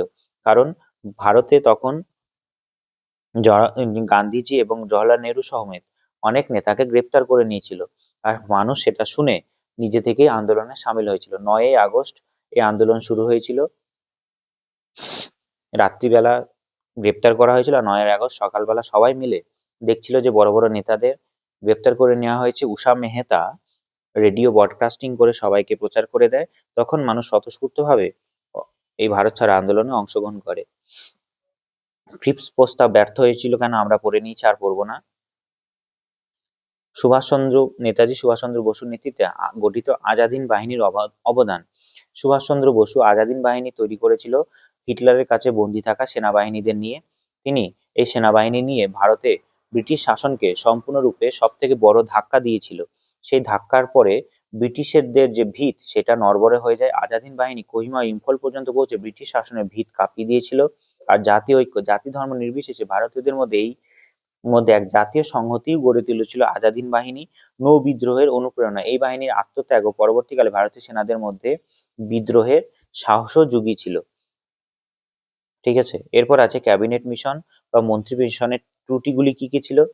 পাকিস্তান গঠনে অস্পষ্টতা ছিল। মুসলিম লীগ পাকিস্তানের দাবিকে সরাসরি মানেনি। মুসলিম লীগের পাকিস্তানের দাবি সরাসরি মানা হয়নি, আবার পুরোপুরি নাকচও করা হয়নি, এরকম হয়েছিল পরিস্থিতি। তারপর প্রদেশগুলিকে বিভিন্ন গ্রুপে ভাগ করার বিষয়েও কংগ্রেস ও লীগের মধ্যে মতবিরোধ তৈরি হয়। আর অস্থায়ী সরকার, অন্তর্বর্তীকালীন সরকার গঠন নিয়ে দুই দলের মধ্যে তীব্র ক্ষমতার লড়াই শুরু হয়। ঠিক আছে, এটা ছিল দুই দলের মধ্যে, অর্থাৎ মুসলিম লীগ এবং জাতীয় কংগ্রেসের মধ্যে তীব্র ক্ষমতার লড়াই শুরু হয়। ভারত ছাড়ো আন্দোলনে নারী সমাজের ভূমিকা কি ছিল? ভারত ছাড়ো আন্দোলনে নারী সমাজের মধ্যে মেন লোক ছিল মাতঙ্গিনী হাজরা। তিনি তমলুকে তেরেঙ্গা পতাকা হাতে পুলিশের গুলিতে প্রাণ হারান। অরুণা আশফ আলী, তিনি বোম্বাই কংগ্রেসের পতাকা উত্তোলন করে আন্দোলনের জোয়ার ধরে রাখেন। উষা মেহতা, তিনি গোপনে কংগ্রেস রেডিওর মাধ্যমে আন্দোলনের খবরাখবর প্রচার করতেন। এছাড়াও কনকলতা বড়ুয়া বা সুচেতা কৃপালিনীর মতো অসংখ্য নারী এই বিদ্রোহে সক্রিয়ভাবে অংশগ্রহণ করেছিল। মাউন্টব্যাটেন পরিকল্পনার মূল বক্তব্য কি ছিল? যে ভারত পাকিস্তান নামে দুটি পৃথক স্বাধীন রাষ্ট্র গঠিত হবে, বাংলা ও পাঞ্জাব প্রদেশ দুটি খণ্ডিত হবে এবং দেশীয় রাজ্যগুলি যে কোনো একটি ডমিনিয়নে যোগ দিতে বা স্বাধীন থাকতে পারবে। পরবর্তীতে এই সুযোগ সীমিত করা হয়। অর্থাৎ এখানে কি বলতে চাইছে, মাউন্টব্যাটেন বলেছিল যে ভারত পাকিস্তান নামে আলাদা দুটো দেশ তৈরি হবে, যে দেশীয় রাজ্যগুলো আছে তারা ভারতেও যুক্ত থাকতে পারে, পাকিস্তানেও যুক্ত থাকতে পারে এবং স্বাধীনভাবেও তারা নিজের রাজ্য বা দেশ গঠন করতে পারে। এটা ছিল মাউন্টব্যাটেন পরিকল্পনার মূল বক্তব্য। অর্থাৎ দেশীয় রাজ্যগুলো ভারতের সঙ্গে যুক্ত হতে পারে বা পাকিস্তানের সঙ্গে, বা তারা স্বাধীন থাকতে পারে। শুধুমাত্র জম্মু কাশ্মীর, হায়দ্রাবাদ এবং জুনাগড় তারা বিরোধ করে, ভারতের সঙ্গে যুক্ত হয় না, কিন্তু শেষ পর্যন্ত এই তিনটে জায়গাকে ভারতের সঙ্গে অন্তর্ভুক্ত করা হয়। পরবর্তীকালে তিনটি রাজ্যকেই ভারতের সঙ্গে অন্তর্ভুক্ত করা হয়। এরপরে ত্রিপুরী কংগ্রেসের গুরুত্ব কি ছিল, যে আমরা জানি যে ত্রিপুরী কংগ্রেস সুভাষচন্দ্র বসু এবং গান্ধীর সঙ্গে মতবিরোধ হয়। সুভাষচন্দ্র বসু সভাপতি হিসাবে নির্বাচিত হলে গান্ধীজি বিরোধ করে এবং গান্ধীজি চেয়েছিল যে পট্টবী সীতারামাইয়া সভাপতি নির্বাচিত হন। মতাদর্শগত লড়াই, কংগ্রেসের বামপন্থী ও ডানপন্থী গোষ্ঠীর লড়াই প্রকট হয়ে ওঠে। নেতাজি পদত্যাগ, শেষ পর্যন্ত ওয়ার্কিং কমিটির সঙ্গে অসহযোগিতার ফলে নেতাজি পদত্যাগ করে তার নিজের মতো করে 1939 খ্রিস্টাব্দে ফরওয়ার্ড ব্লক গঠন করেন। এই প্রশ্নটা এর আগেও আমি আলোচনা করেছি, তাই আর এটা ডিটেল বললাম না। ভারতীয় নৌসেনাদের প্রতি ব্রিটিশরা কিরূপ বৈষম্যমূলক আচরণ করত? ব্রিটিশরা কি করতো, ভারতীয় নাবিকদের পচা ও নিম্নমানের খাবার দিত, বেতন বৈষম্য করতো, সমপদে ব্রিটিশ সেনাদের তুলনায় ভারতীয় সেনাদের বেতন অনেক কম ছিল, বর্ণ বৈষম্য, ব্রিটিশ অফিসাররা ভারতীয় নাবিকদের তুচ্ছ তাচ্ছিল্য করতো এবং কটু কথা বলতো। এটি 1946 সালে নৌ বিদ্রোহের মূল কারণ হয়ে দাঁড়ায়। ভারতীয় সংবিধান তৈরির বা রচনার মূল উদ্দেশ্য কি ছিল? ভারতকে একটি সার্বভৌম এবং গণতন্ত্র দেশ হিসাবে প্রতিষ্ঠা করা, যাতে একটি সার্বভৌম সমাজতান্ত্রিক ধর্মনিরপেক্ষ গণতান্ত্রিক প্রজাতন্ত্র হিসাবে প্রতিষ্ঠা করা যায়। ভারতের সকল নাগরিকের জন্য সামাজিক, অর্থনৈতিক ও রাজনৈতিক ন্যায় বিচার নিশ্চিত করা যায়। ভারতের প্রত্যেকটা নাগরিকের যাতে চিন্তা প্রকাশ, বিশ্বাস, উপাসনার স্বাধীনতা প্রদান করা যায়। সাম্য, ভ্রাতৃত্ব, মর্যাদা, সুযোগের সমতা নিশ্চিত করা। ব্যক্তি মর্যাদা ও জাতীয় সংহতি রক্ষায় ভ্রাতৃত্ববোধ জাগিয়ে তোলা ভারতীয় সংবিধানের মূল উদ্দেশ্য ছিল। অর্থাৎ ভারতের প্রত্যেকটা সকল নাগরিক যাতে ভারতে শান্তিপূর্ণভাবে সমস্ত অধিকারগুলো পায়, তারা নিজের ধর্ম পালন করতে পারে, সরকার যাতে ঠিকঠাক করে জনকল্যাণমূলক কাজ করতে পারে, সরকারের কি কি অধিকার থাকবে, নাগরিকদের কি কি অধিকার থাকবে, এই সমস্ত জিনিসগুলি সুনিশ্চিত করাই ছিল ভারতীয় সংবিধান রচনার মূল উদ্দেশ্য। 64, ভারতীয় গণপরিষদের গঠনতন্ত্র লেখো। ভারতীয় গণপরিষদের গঠনতন্ত্র বলতে বোঝাচ্ছে যে কতজন সদস্য ছিল। 1946 খ্রিস্টাব্দে ক্যাবিনেট মিশনের পরিকল্পনা অনুযায়ী কি হয়, গণপরিষদ ভারতে গঠিত হয়। ঠিক আছে, গণপরিষদ গঠিত মোট সদস্য কতজন ছিল? শুরুতে মোট সদস্য সংখ্যা ছিল 389 জন এবং দেশভাগের পর তা 299 হয়।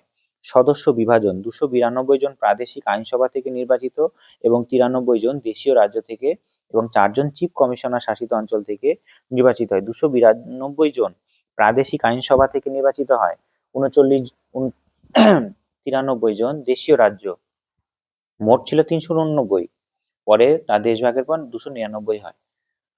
এবার প্রাদেশিক আইনসভা থেকে 292 জন নির্বাচিত হয়, 93 জন দেশীয় রাজ্য থেকে এবং 4 জন চিফ কমিশনার অঞ্চল থেকে নির্বাচিত হয়। সভাপতি কে ছিল? ডক্টর রাজেন্দ্র প্রসাদ ছিলেন গণপরিষদের স্থায়ী সভাপতি। কমিটি কারা ছিল? সংবিধান রচনার জন্য বিভিন্ন কমিটি ছিল, যার মধ্যে সবচেয়ে গুরুত্বপূর্ণ ছিল ডক্টর বি আর আম্বেদকর নেতৃত্বে খসড়া কমিটি। অর্থাৎ গণপরিষদ কি ছিল? গণপরিষদ ছিল ভারতের সংবিধান রচনা করার জন্য একটা সংগঠন। দেশভাগের পরে মুসলিম লীগ ছেড়ে চলে যায় বলে সদস্য সংখ্যা কমে 299 হয়ে যায়। ভারতীয় গণপরিষদে অকংগ্রেসি প্রতিনিধি কারা কারা ছিল? ভারতীয় গণপরিষদে অকংগ্রেসি প্রতিনিধি ছিল doctor B R Ambedkar schedule caste federation প্রতিনিধি ছিলেন, doctor S P Mukherjee Hindu মহাসভার প্রতিনিধি ছিলেন, মোহাম্মদ সাদুল্লাহ ছিলেন মুসলিম লীগের প্রতিনিধি, ফজলুল হক ছিলেন কৃষক প্রজা পার্টির প্রতিনিধি। এছাড়াও শিখ, অ্যাংলো ইন্ডিয়ান এবং পার্সি সম্প্রদায়ে অকংগ্রেসি প্রতিনিধিরা সেখানে উপস্থিত ছিলেন। 66 নম্বর প্রশ্ন, ভারতীয় গণপরিষদের প্রস্তুতি লেখো। গণপরিষদের প্রস্তুতি মানে কিভাবে গণপরিষদ গঠন করা হলো? সংবিধান রচনার জন্য গণপরিষদের দীর্ঘ প্রস্তুতি গ্রহণ করে। প্রথম অধিবেশন গণপরিষদের হয় 1946 খ্রিস্টাব্দে 9 ডিসেম্বর। দিল্লির কনস্টিটিউশন হলে প্রথম সভা বসে। দ্বিতীয় উদ্দেশ্য কি ছিল? জওহরলাল নেহরু অবজেক্টিভ রেজলিউশন বা উদ্দেশ্যের প্রস্তাব পেশ করেন, যা সংবিধানের ভিত্তি তৈরি করেন। মনে রাখবে, জওহরলাল নেহরু অবজেক্টিভ রেজলিউশন বা উদ্দেশ্যের প্রস্তাব কি ছিল? ভারতের সংবিধান রচনার ভিত্তি। তিনি 1946 খ্রিস্টাব্দে 9 ডিসেম্বর গণপরিষদের প্রথম অধিবেশনে দিল্লির কনস্টিটিউশন হলে এই প্রস্তাব পেশ করেছিল। খসড়া তৈরি, বি আর আম্বেদকরের নেতৃত্বে খসড়া কমিটি দীর্ঘ 2 বছর 11 মাস 18 দিন ধরে বিভিন্ন দেশের সংবিধান পর্যালোচনা করে, অর্থাৎ বিভিন্ন দেশের সংবিধানের ভালো জিনিসগুলো আমাদের দেশের সংবিধানে যুক্ত করে একটা খসড়া তৈরি করেন, সংবিধানের একটা খসড়া তৈরি করেন। আর শেষ পর্যন্ত কবে গৃহীত হয়েছিল সংবিধান? 1949 সালের 26শে নভেম্বর সংবিধানটি গণপরিষদ দ্বারা গৃহীত হয়েছিল। ভারতীয় গণপরিষদের লক্ষ্য কি ছিল? ভারতীয় গণপরিষদের মূল লক্ষ্য ছিল একটি স্বাধীন ও সার্বভৌম রাষ্ট্রের জন্য শক্তিশালী গণতান্ত্রিক কাঠামো তৈরি করা, অর্থাৎ একটা সুনির্দিষ্ট একটা সংবিধান তৈরি করা।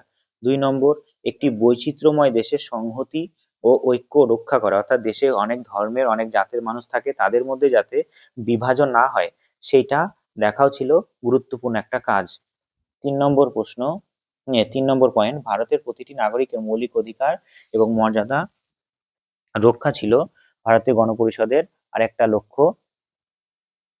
আর 4 নম্বর কি ছিল? 4 নম্বর ছিল সামাজিক অর্থনৈতিকভাবে পিছিয়ে পড়া শ্রেণীকে মূল ধারায় ফিরিয়ে আনা। সামাজিক অর্থনৈতিক পিছিয়ে পড়া শ্রেণী যারা ছিল তাদেরকে মূল ধারায় ফিরিয়ে আনা।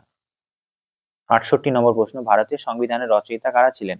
ভারতীয় সংবিধানের রচয়িতা ছিলেন কারিগরিভাবে ডক্টর বি.আর. আম্বেদকরকে ভারতীয় সংবিধানের জনক বলা হলো। এটি সম্মিলিত প্রচেষ্টা ছিল। শুধুমাত্র ভারতীয় সংবিধান বি.আর. আম্বেদকর রচনা করেনি, অনেক মানুষ একত্রিত হয়ে তাদের সিদ্ধান্ত এই সংবিধান রচনায় সাহায্য করেছে। খসড়া কমিটিতে কারা কারা ছিল? বি.আর. আম্বেদকর ছাড়াও এন গোপালাস্বামী আয়াঙ্গার, কে.এম. মুন্সি প্রমুখ সদস্য ছিলেন। নেতৃবৃন্দ কারা কারা ছিল? জওহরলাল নেহরু, সর্দার বল্লভভাই প্যাটেল, রাজেন্দ্র প্রসাদের মতো রাজনৈতিক দিক নির্দেশনা ছিল গুরুত্বপূর্ণ। উপদেষ্টা কারা ছিল? বি.এন. রাও সংবিধানের প্রধান উপদেষ্টা হিসাবে কাজ করেছিল। ভারতীয় সংবিধানের যে কোনো দুটি বৈশিষ্ট্য কি হবে? ভারতের সংবিধান দীর্ঘতম লিখিত সংবিধান, বিশ্বের বৃহত্তম লিখিত সংবিধান, যাতে বিস্তারিত দেশ কি করে পরিচালিত হবে অর্থাৎ শাসন কাঠামো বর্ণনা করা আছে। ভারতীয় সংবিধান একদিক থেকে নমনীয় এবং অনমনীয়তার সংমিশ্রণ। ভারতীয় সংবিধানের কিছু অংশ খুব সহজে পরিবর্তন করা যায়, আবার কিছু অংশ পরিবর্তন করতে বিশেষ পদ্ধতির প্রয়োজন হয়। 70 নম্বর প্রশ্ন, ভারতীয় সংবিধানের জটিল আকারের কারণ কি? ভারতীয় সংবিধান অত্যন্ত বিশদ, অর্থাৎ এত বিস্তারিত লেখা আছে, সেই কারণেই জটিল বেশি হয়েছে। কারণ ভারতের এত বৈচিত্র্যপূর্ণ দেশ, তাই প্রত্যেকটা নাগরিকের, প্রত্যেকটা জাতির, প্রত্যেকটা ধর্মের মানুষের অধিকার রক্ষা করতে গিয়ে ভারতের সংবিধান হয়ে গেছে অনেকটা বড় এবং বিশাল, যেটাই ভারতের সংবিধানকে জটিল করে তুলেছে। এর কারণগুলি কি? ভৌগোলিক বিশালতা, ভারতের বিশাল আয়তন এবং ভৌগোলিক বৈচিত্র্যময় জনগোষ্ঠীর স্বার্থ রক্ষার জন্য বিস্তারিত আইনের প্রয়োজন ছিল। অর্থাৎ বিস্তারিত আইনের প্রয়োজন ছিল মানে বলতে চাইছি যে ভারত এত বড় দেশ, সেই দেশের সমস্ত মানুষের অধিকার সুরক্ষা দিতে গিয়ে সংবিধান হয়ে গেছে অনেকটা বড়। প্রশাসনিক কাঠামো, কেন্দ্র রাজ্য উভয় সরকারের ক্ষমতা ও শাসন ব্যবস্থা পৃথকভাবে এবং স্পষ্টভাবে লেখা হয়েছিল। ঠিক আছে, ঐতিহাসিক প্রভাব কি পড়েছে? 1935 সালে ভারতের শাসন আইনের একটি বিশাল অংশ এখানে যুক্ত করা হয়েছে। আর মৌলিক অধিকার কি ও নীতি কি ছিল? নাগরিকদের অধিকার এবং নির্দেশমূলক নীতিগুলি বিশদভাবে ব্যাখ্যা করার কারণে এর সংখ্যা বা এই ভারতের সংবিধান অনেকটা বৃহৎ আকার হয়ে গেছে। ঠিক আছে, বেশ। ভারতীয় সংবিধানে উল্লিখিত মৌলিক অধিকার 3 নম্বরের প্রশ্নে আলোচনা করেছি, আর করছি না। মৌলিক কর্তব্য আলোচনা করা হয়েছে, নির্দেশমূলক নীতিও আলোচনা করা হয়েছে। নির্দেশমূলক নীতি কি ছিল? যে আয়ারল্যান্ডের সংবিধান থেকে নেওয়া হয়েছে। এই নীতিগুলি রাষ্ট্রের সামাজিক অর্থনৈতিক সাম্য নিশ্চিত করে। 36 থেকে 51 নম্বর ধারায় আছে, এগুলি আদালত কর্তৃক বলবৎযোগ্য নয়, তবে শাসন কাজে রাষ্ট্রকে এই নীতিগুলি মাথায় রাখতে বলা হয়েছে। অর্থাৎ দেশকে পরিচালনা করলে কিভাবে দেশকে সরকার পরিচালনা করলে দেশের মানুষের কল্যাণ হবে, দেশের মানুষের কল্যাণ হবে। ঠিক আছে, সেই জন্যই ভারতীয় সংবিধানে এই নির্দেশমূলক নীতি যুক্ত করা হয়েছে। ঠিক আছে, ভারতীয় সংবিধানে এই বিষয়টা যুক্ত করার কারণই হলো যে এইখানে দেশের জনগণের জন্য কোন কোন অধিকারগুলো যদি সরকার দেয় তাহলে জনগণের কল্যাণ হবে সেই বিষয়ে। ঠিক আছে, বেশ। ভারতের সংবিধানে সামাজিক ন্যায় বিচার কিভাবে রক্ষিত হয়েছে? সামাজিক ন্যায় বিচার যেমন অস্পৃশ্যতা বর্জন করা হয়েছে। ভারতের 17 নম্বর ধারা অনুযায়ী অস্পৃশ্যতাকে দণ্ডনীয় অপরাধ হিসাবে গণ্য করা হয়েছে। আর একটা কথা বলি, এই যে নির্দেশমূলক নীতি আমি 3 নম্বরের প্রশ্নে আলোচনা করেছি, তাই এখানে আর ডিটেল আলোচনা করলাম না। শুধুমাত্র এখানে মনে রাখবে আয়ারল্যান্ডের সংবিধান থেকে নেওয়া হয়েছে, 36 থেকে 51 নম্বর ধারায় আছে। আর এটা মৌলিক অধিকারের মতোই কিছু অধিকার সরকার এটা নাগরিকদের দিতেও পারে, নাও দিতে পারে। দিলে জনগণের কল্যাণ হবে। আর যদি না দেয়, আমরা মৌলিক অধিকার যদি না পাই, সরাসরি সুপ্রিম কোর্টে যেতে পারি, কিন্তু নির্দেশমূলক নীতি যদি না পাই, সরাসরি সুপ্রিম কোর্টে গিয়ে আমাদের সেই অধিকার দাবি করতে পারি না। এটাই হলো মূল বৈশিষ্ট্য। ভারতীয় সংবিধানে সামাজিক ন্যায় বিচার কিভাবে সংরক্ষণ হয়েছে? অস্পৃশ্যতা বর্জন করা হয়েছে। ধারা 17 অনুযায়ী অস্পৃশ্যতাকে দণ্ডনীয় অপরাধ হিসাবে গণ্য করা হয়েছে। ঠিক আছে। তারপরে সংরক্ষণ ব্যবস্থা করা হয়েছে। জনগণের জন্য পিছিয়ে পড়া জাতি, এসসি, এসটি, ওবিসি এবং মহিলাদের জন্য বিশেষ সুবিধা ও সংরক্ষণের ব্যবস্থা করা হয়েছে। বৈষম্যহীনতা, অর্থাৎ এখানে বলতে চেয়েছে ধর্ম, বর্ণ, লিঙ্গ এবং জন্মস্থানের ভিত্তিতে কোনো বৈষম্য করা নিষিদ্ধ বলা হয়েছে। আর উপাধি বর্জন, বংশগত আভিজাত্য বা উপাধি ব্যবহার নিষিদ্ধ করা হয়েছে, যাতে সবাই সমান মর্যাদা পায়। এই সমস্ত কাজ করে ভারতের সংবিধানে সামাজিক ন্যায় বিচার করা হয়েছে। ঠিক আছে। পিছিয়ে পড়া এসসি, এসটি, ওবিসির জন্য, মহিলাদের জন্য বিশেষ সুবিধা সংরক্ষণের ব্যবস্থা করা হয়েছে। বৈষম্যহীন সমাজ তৈরি করা হয়েছে। উপাধি বর্জনের কথা বলা হয়েছে। ঠিক আছে। তারপরে 75 নম্বর প্রশ্ন, পরিকল্পনা কমিশনের 4টি উদ্দেশ্য কি? পরিকল্পনা কমিশন 1950 সালে এর উদ্দেশ্য ছিল দেশের প্রাকৃতিক ও মানব সম্পদের যথাযথ মূল্যায়ন করা। 2 নম্বর, সম্পদের ব্যবহারের জন্য কার্যকরী ভারসাম্য পরিকল্পনা তৈরি করা। 3 নম্বর, জাতীয় আয় বৃদ্ধি করা, জীবনযাত্রার মান উন্নয়ন করা।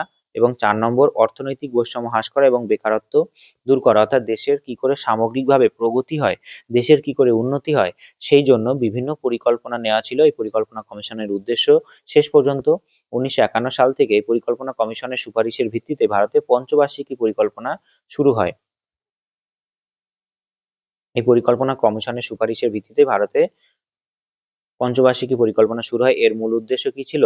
যে দেশের মানুষের গরিব, বেকারত্ব, জীবনযাত্রার মান এগুলো ভালো করা। ঠিক আছে। বেকারত্ব দূর করা, গরিব এবং ধনী গরিবের মধ্যে যে বৈষম্য সেটা কমানো, জীবনযাত্রার মান উন্নয়ন করা, জাতীয় আয়, দেশের ইনকাম বাড়ানো ইত্যাদি বিষয় ছিল পরিকল্পনা কমিশনের উদ্দেশ্য।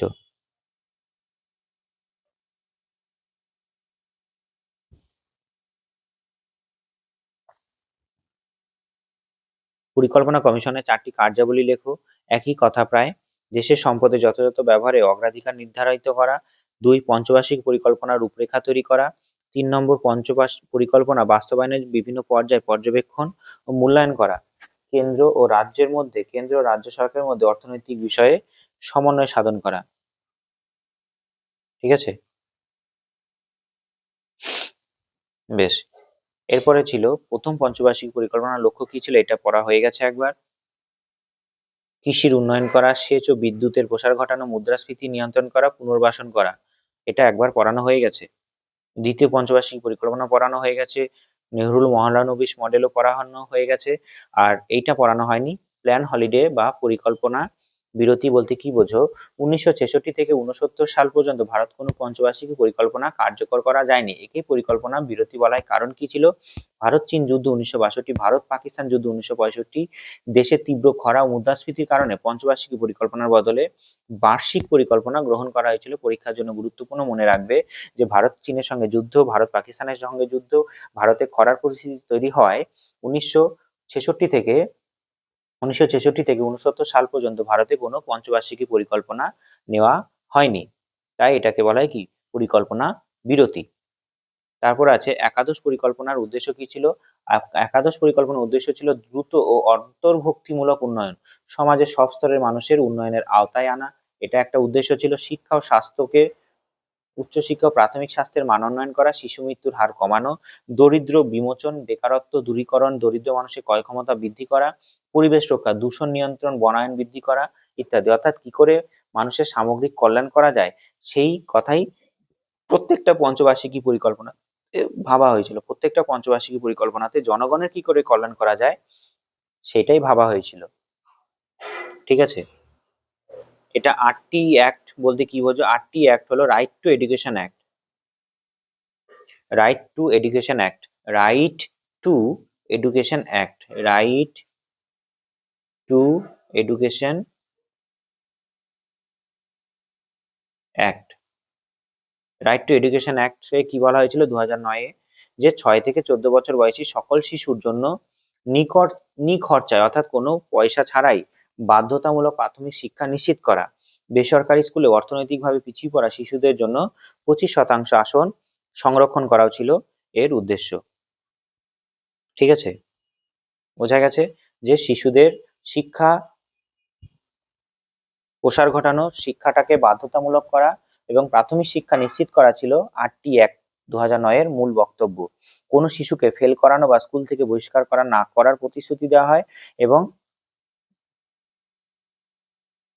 3 নম্বর কি বলেছে, শিক্ষক ছাত্র অনুপাত সঠিক রাখা এবং মানসম্মত পরিকাঠামো নিশ্চিত করা। অর্থাৎ শিক্ষার জন্য মানসম্মত পরিকাঠামো স্কুলে থাকবে এবং শিক্ষক ছাত্র অর্থাৎ শিক্ষকের সঙ্গে ছাত্রের অনুপাত, অর্থাৎ একটা শিক্ষকের সঙ্গে ছাত্রের অনুপাত কি থাকে, 35:1, অর্থাৎ 35 জন ছাত্রের পেছনে একজন করে শিক্ষক, 35 জন ছাত্রছাত্রীর পেছনে একজন করে শিক্ষক, এইটাকে ঠিক রাখা, অর্থাৎ ছাত্রের সংখ্যা যাতে বেড়ে না যায় আর শিক্ষকের সংখ্যা যাতে কমে না যায়, এটাও দেখা ছিল 8টি অ্যাক্টের প্রধান উদ্দেশ্য। আর 2 নম্বর কি, কোনো শিশুকে ফেরানো বা স্কুল থেকে বহিষ্কার করা যাবে না। আর সমস্ত মানুষকে বাধ্যতামূলক প্রাথমিক শিক্ষা নিশ্চিত করা যারা 6 থেকে 14 বছর আছে। আর বেসরকারি স্কুলেও আর্থিকভাবে পিছিয়ে পড়া শিশুদের জন্য 25% আসন সংরক্ষণ করা। এটা 1 নম্বর মনে রাখ, 4টে পয়েন্ট মনে রাখবে তাহলেই হবে। তাহলে এটা 1 নম্বর, এটা 2 নম্বর, এটা 3 নম্বর, এটা 4 নম্বর হয়ে গেল। জোট নিরপেক্ষ নীতির বিশেষ দিকগুলি কি কি? জোট নিরপেক্ষ নীতি জওহরলাল নেহরু প্রধান রূপকার ছিলেন। তিনি চেয়েছিলেন যে দ্বিতীয় বিশ্বযুদ্ধের পরে দেশ যে সাম্যবাদী সোভিয়েত ইউনিয়ন এবং পুঁজিবাদী আমেরিকা যুক্তরাষ্ট্র দ্বিমেরুকরণ হয়েছে, এই দুটো মেরুর সঙ্গে যোগ না দিয়ে দেশকে নিরপেক্ষ রাখা। ঠিক আছে, কোনো সামরিক জোটে যোগ না দেওয়া। ন্যাটো ছিল পুঁজিবাদী দেশ আমেরিকার একটা সামরিক জোট, আর ওয়ারসাও ছিল সোভিয়েত ইউনিয়নের সামরিক জোট। এই সমস্ত জোটে অংশগ্রহণ না করে ভারত স্বাধীন রেখে যে কোনো বিদেশ নীতি নেওয়াই ছিল জোট নিরপেক্ষ নীতির মূল উদ্দেশ্য। কোনো সামরিক জোটে যোগ না দিয়ে স্বাধীনভাবে সিদ্ধান্ত নেওয়া ছিল স্বাধীন বিদেশ নীতির মূল উদ্দেশ্য। তারপরে কি ছিল, উপনিবেশবাদী বিরোধী সাম্রাজ্যবাদ ও বর্ণবৈষম্যের বিরুদ্ধে কঠোর অবস্থান জোট নিরপেক্ষ নীতির আরেকটা উদ্দেশ্য ছিল। আর 3 নম্বরে কি ছিল, বিশ্ব শান্তি রক্ষা করা, আলাপ আলোচনার মাধ্যমে বিবাদ মেটানো এবং নিরস্ত্রীকরণের সমর্থন। অর্থাৎ কোনো রকম যুদ্ধ না করে আলাপ আলোচনার মাধ্যমে যে কোনো শান্তি প্রতিষ্ঠা করা। আর কি ছিল, 4 নম্বর কি ছিল, সার্বভৌমত্ব, অন্য রাষ্ট্রের অভ্যন্তরীণ বিষয়ে হস্তক্ষেপ না করা ছিল জোট নিরপেক্ষ নীতির আরেকটা উদ্দেশ্য। 84, জোট নিরপেক্ষ আন্দোলনের নেতৃত্ব সম্পর্কে লেখো। জোট নিরপেক্ষ আন্দোলনের প্রধান 5 জন নেতা ছিলেন Jawaharlal Nehru, Jamal Abdel Nasser, Gamal Abdel Nasser হবে এটা, গামাল আবদেল নাসের, আর জোসেফ ব্রজ টিটো যুগোস্লোভিয়ার, আহমেদ সুকর্ণ ইন্দোনেশিয়ার এবং কোয়েম নুক্রমা ঘানার। 1955 সালে বান্দুং সম্মেলনের প্রথম রূপরেখা তৈরি করা হয় এবং 1961 সালে বেলগ্রেড সম্মেলনে এটি পূর্ণতা পায়। ঠিক আছে, তারপরে বলেছে লেনদেন উদ্বৃত্ত বলতে কি বোঝায়, অর্থাৎ ব্যালেন্স অফ পেমেন্টস বলতে কি বোঝায়। একটি নির্দিষ্ট বছরে একটি দেশ বিশ্বের বাকি দেশগুলির সঙ্গে যে পরিমাণ অর্থনৈতিক লেনদেন, রপ্তানি আমদানি ও মূলধন স্থানান্তর করে তার হিসাব। যখন একটি দেশের পাওনা দেনার চেয়ে বেশি হয় তখন তাকে উদ্বৃত্ত বলা হয়। পাওনা দেনার চেয়ে বেশি হয়, অর্থাৎ বুঝতে পারছো যে যে পকেটে টাকা আছে, অর্থাৎ পাওনা বেশি দেনার চেয়ে, দেনা মানে কি, ঋণের থেকে, লোনের থেকে, লোন কম, ঠিক আছে, আর পাওনা বেশি আছে, তাহলেই হবে কি ব্যালেন্স অফ পেমেন্টস। অর্থাৎ আমি আমাদের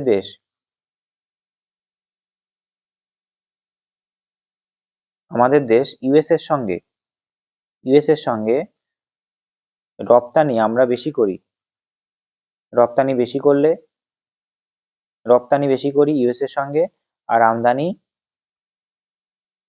কম করি, তাহলে আমাদের রপ্তানি বেশি করলে কি আসবে দেশে, বিদেশি মুদ্রা মুদ্রা আসবে, আর আমদানি কম করি মানে মুদ্রা কম খরচ হবে। বোঝা গেছে, অর্থাৎ আমাদের দেশে মুদ্রা আসবে, বিদেশি মুদ্রা বেশি আসবে, তার তুলনায় আমরা বিদেশি মুদ্রা কম খরচ করব। আমরা যদি ইউএসএ তে আমরা ইউএস এর সঙ্গে রপ্তানি করি ধরে নাও 100 টাকা, 100 টাকা, $100 রপ্তানি করি, আর আমরা আমদানি করি মাত্র $20। তাহলে আমাদের ব্যালেন্স অফ পেমেন্টস কত? 100 মাইনাস $100 মাইনাস 20 সমান সমান কত? $80। এইটাকেই বলা হয় ব্যালেন্স অফ পেমেন্টস। বোঝা গেছে? ব্যালেন্স অফ পেমেন্টস এটা একটা হলো, এটা হলো ট্রেড ব্যালেন্স। আর একটা কি, দেখা গেল যে আমাদের দেশ লোন লোন নিয়েছে $100, আর পাওনা আছে অন্যান্য দেশ থেকে $200। তাহলে ব্যালেন্স অফ পেমেন্টস কত হবে? ব্যালেন্স অফ পেমেন্টস 200 থেকে 100 মাইনাস করলে কত হবে?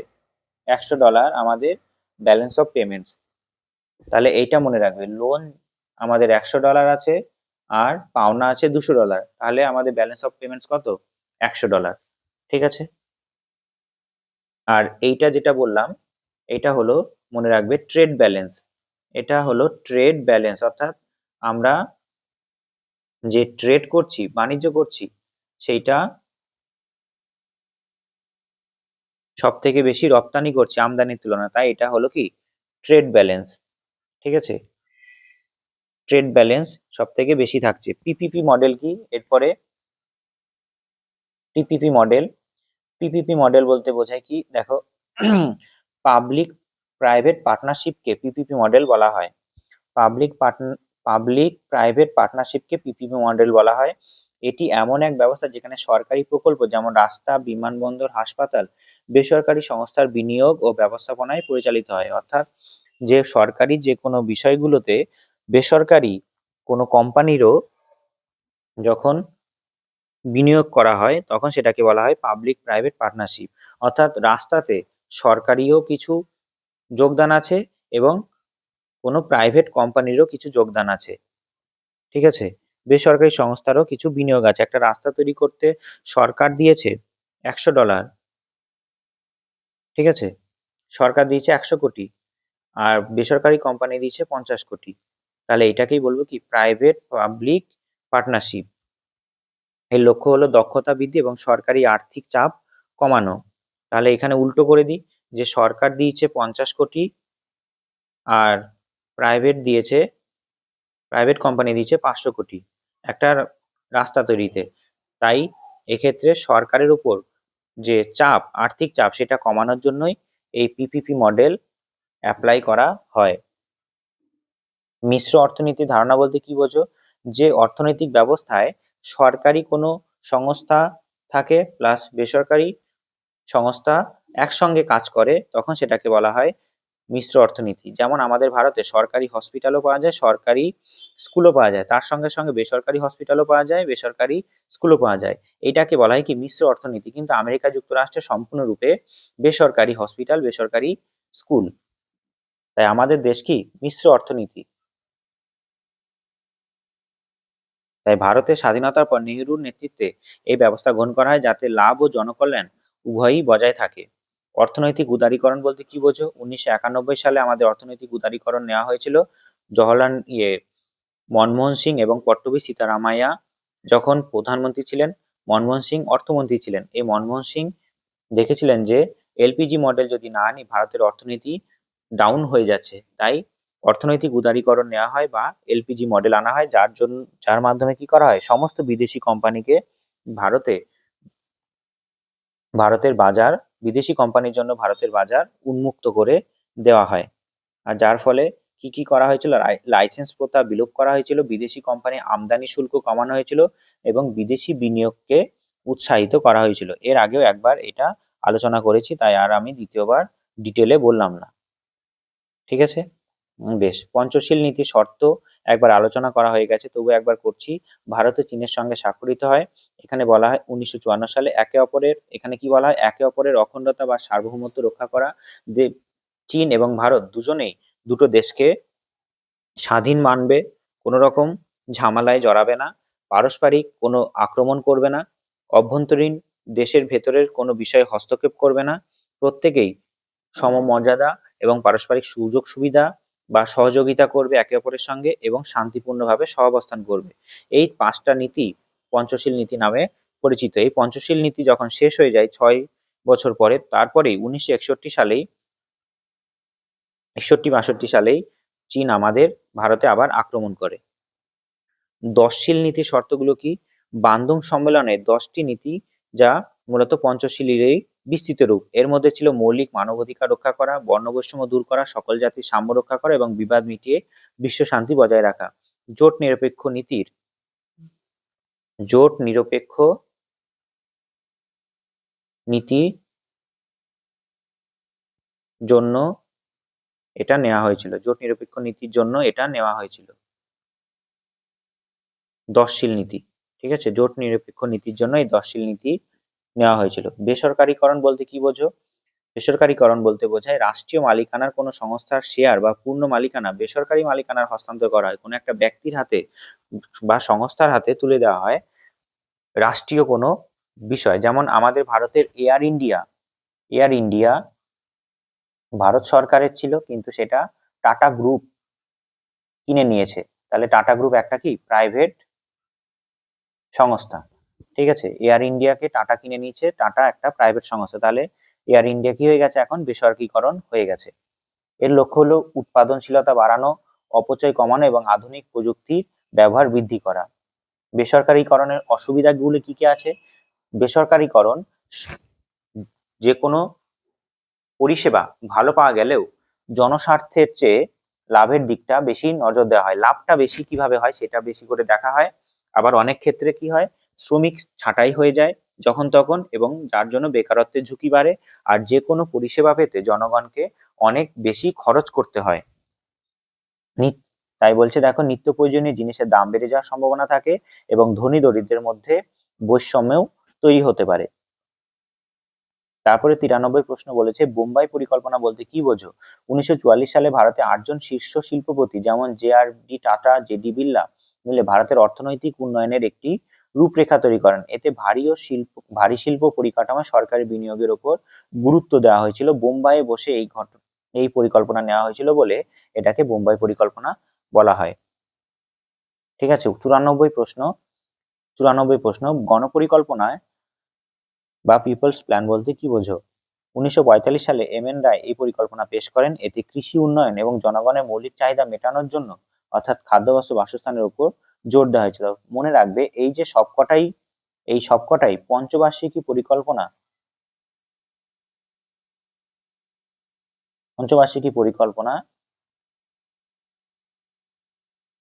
গ্রহণ করার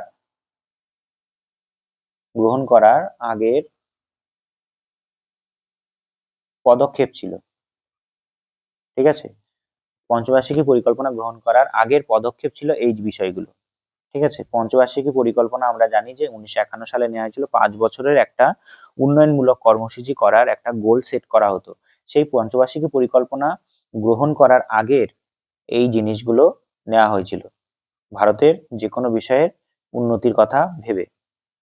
বান্দং সম্মেলনের গুরুত্ব কি? এই বান্দং সম্মেলনের দ্বারাই ভারতের জোট নিরপেক্ষ আন্দোলনের সূচনা হয় এবং এই 10শীল নীতি গৃহীত হয় জোট নিরপেক্ষ আন্দোলনে। একটু আগে 10টা নীতি গৃহীত হলো। ঠিক আছে, 10টা নীতি, এই যে 10শীল নীতি শর্তগুলি কি কি ছিল সেটা একটু আগে দেখলাম। বান্দং সম্মেলনের গুরুত্ব এটাই। বেলগ্রেড সম্মেলন বলতে কি বোঝো? যে 1961 সালে যুগোস্লাভিয়ার বেলগ্রেডে জোট নিরপেক্ষ আন্দোলনের প্রথম আনুষ্ঠানিক সম্মেলন অনুষ্ঠিত হয়। 25টি দেশ এতে যোগ দেয় এবং বিশ্ব শান্তি উপনিবেশবাদী বিরোধী লড়াইয়ের অঙ্গীকার করা হয়। বেলগ্রেড সম্মেলন অতটা গুরুত্বপূর্ণ নয়, বান্দুং সম্মেলনটা মনে রাখবে, কারণ এর দ্বারাই জোট নিরপেক্ষ আন্দোলন শুরু হয়। জোট নিরপেক্ষ আন্দোলনের তৃতীয় অঞ্চল বলতে কি বোঝো? শীতল যুদ্ধ চলাকালীন আমেরিকা, সোভিয়েত ইউনিয়ন এই দুই সামরিক বলের বাইরে যে বিশাল ভূখণ্ড তৃতীয় বিশ্বের দেশগুলো শান্তি ও স্বাধীনতার পক্ষে ছিল তাকেই তৃতীয় অঞ্চল বলা হয়। অর্থাৎ সোভিয়েত ইউনিয়ন এবং আমেরিকা ঠান্ডা যুদ্ধে জড়িয়ে গেছিল দ্বিতীয় বিশ্বযুদ্ধের পরে। এবার ঠান্ডা যুদ্ধকে যারা সম্পূর্ণরূপে নিরপেক্ষ থেকেছিল ঠান্ডা যুদ্ধ থেকে, অর্থাৎ সোভিয়েত ইউনিয়ন থেকে এবং আমেরিকা যুক্তরাষ্ট্র থেকে সম্পূর্ণরূপে নিরপেক্ষ ছিল যে সমস্ত দেশগুলো, তাদেরকে বলা হয় কি তৃতীয় বিশ্বের দেশ। যেমন ভারত,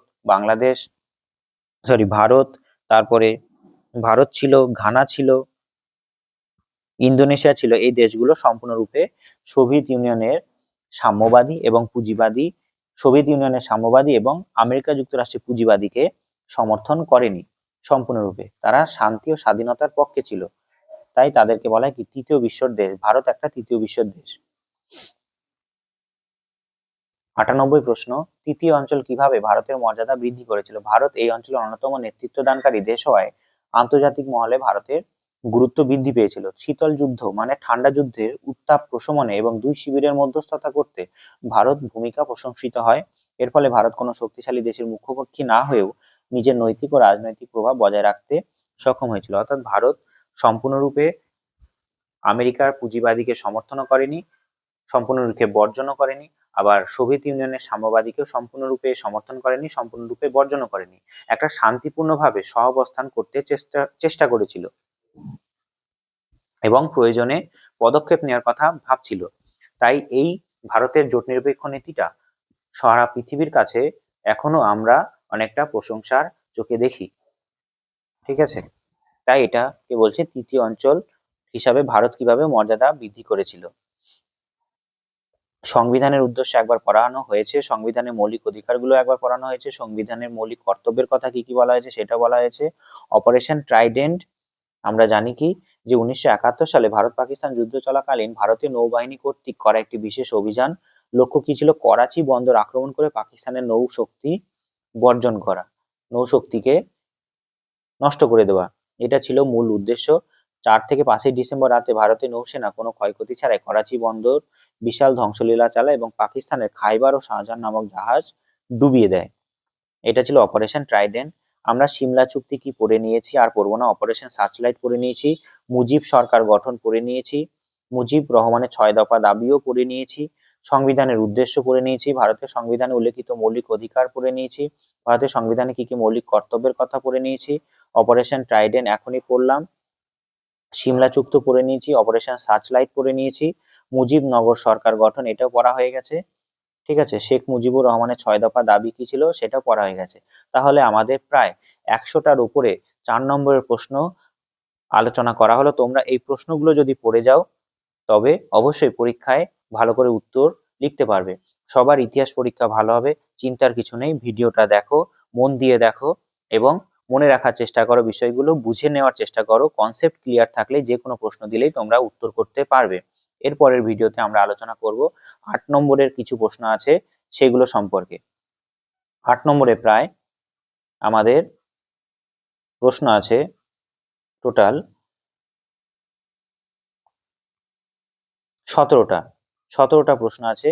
এর পরের ভিডিওতেই আমি আলোচনা করে দেব। আর এই ভিডিওর সমস্ত ভিডিওর লিংক 3 নম্বর, 4 নম্বর এবং 8 নম্বরের ভিডিওর লিংক আমি ডেসক্রিপশন বক্সে এবং কমেন্ট বক্সে দিয়ে দেবো, তোমরা দেখে নিতে পারো। সবাই মন দিয়ে পড়াশোনা করো এবং ভিডিওটা দেখে নেওয়ার চেষ্টা করো যাতে তোমাদের পড়াশোনা এবং রিভিশন ভালো করে হয়। দেখা হচ্ছে পরের ভিডিওতে। ততক্ষণ জয় হিন্দ, জয় ভারত।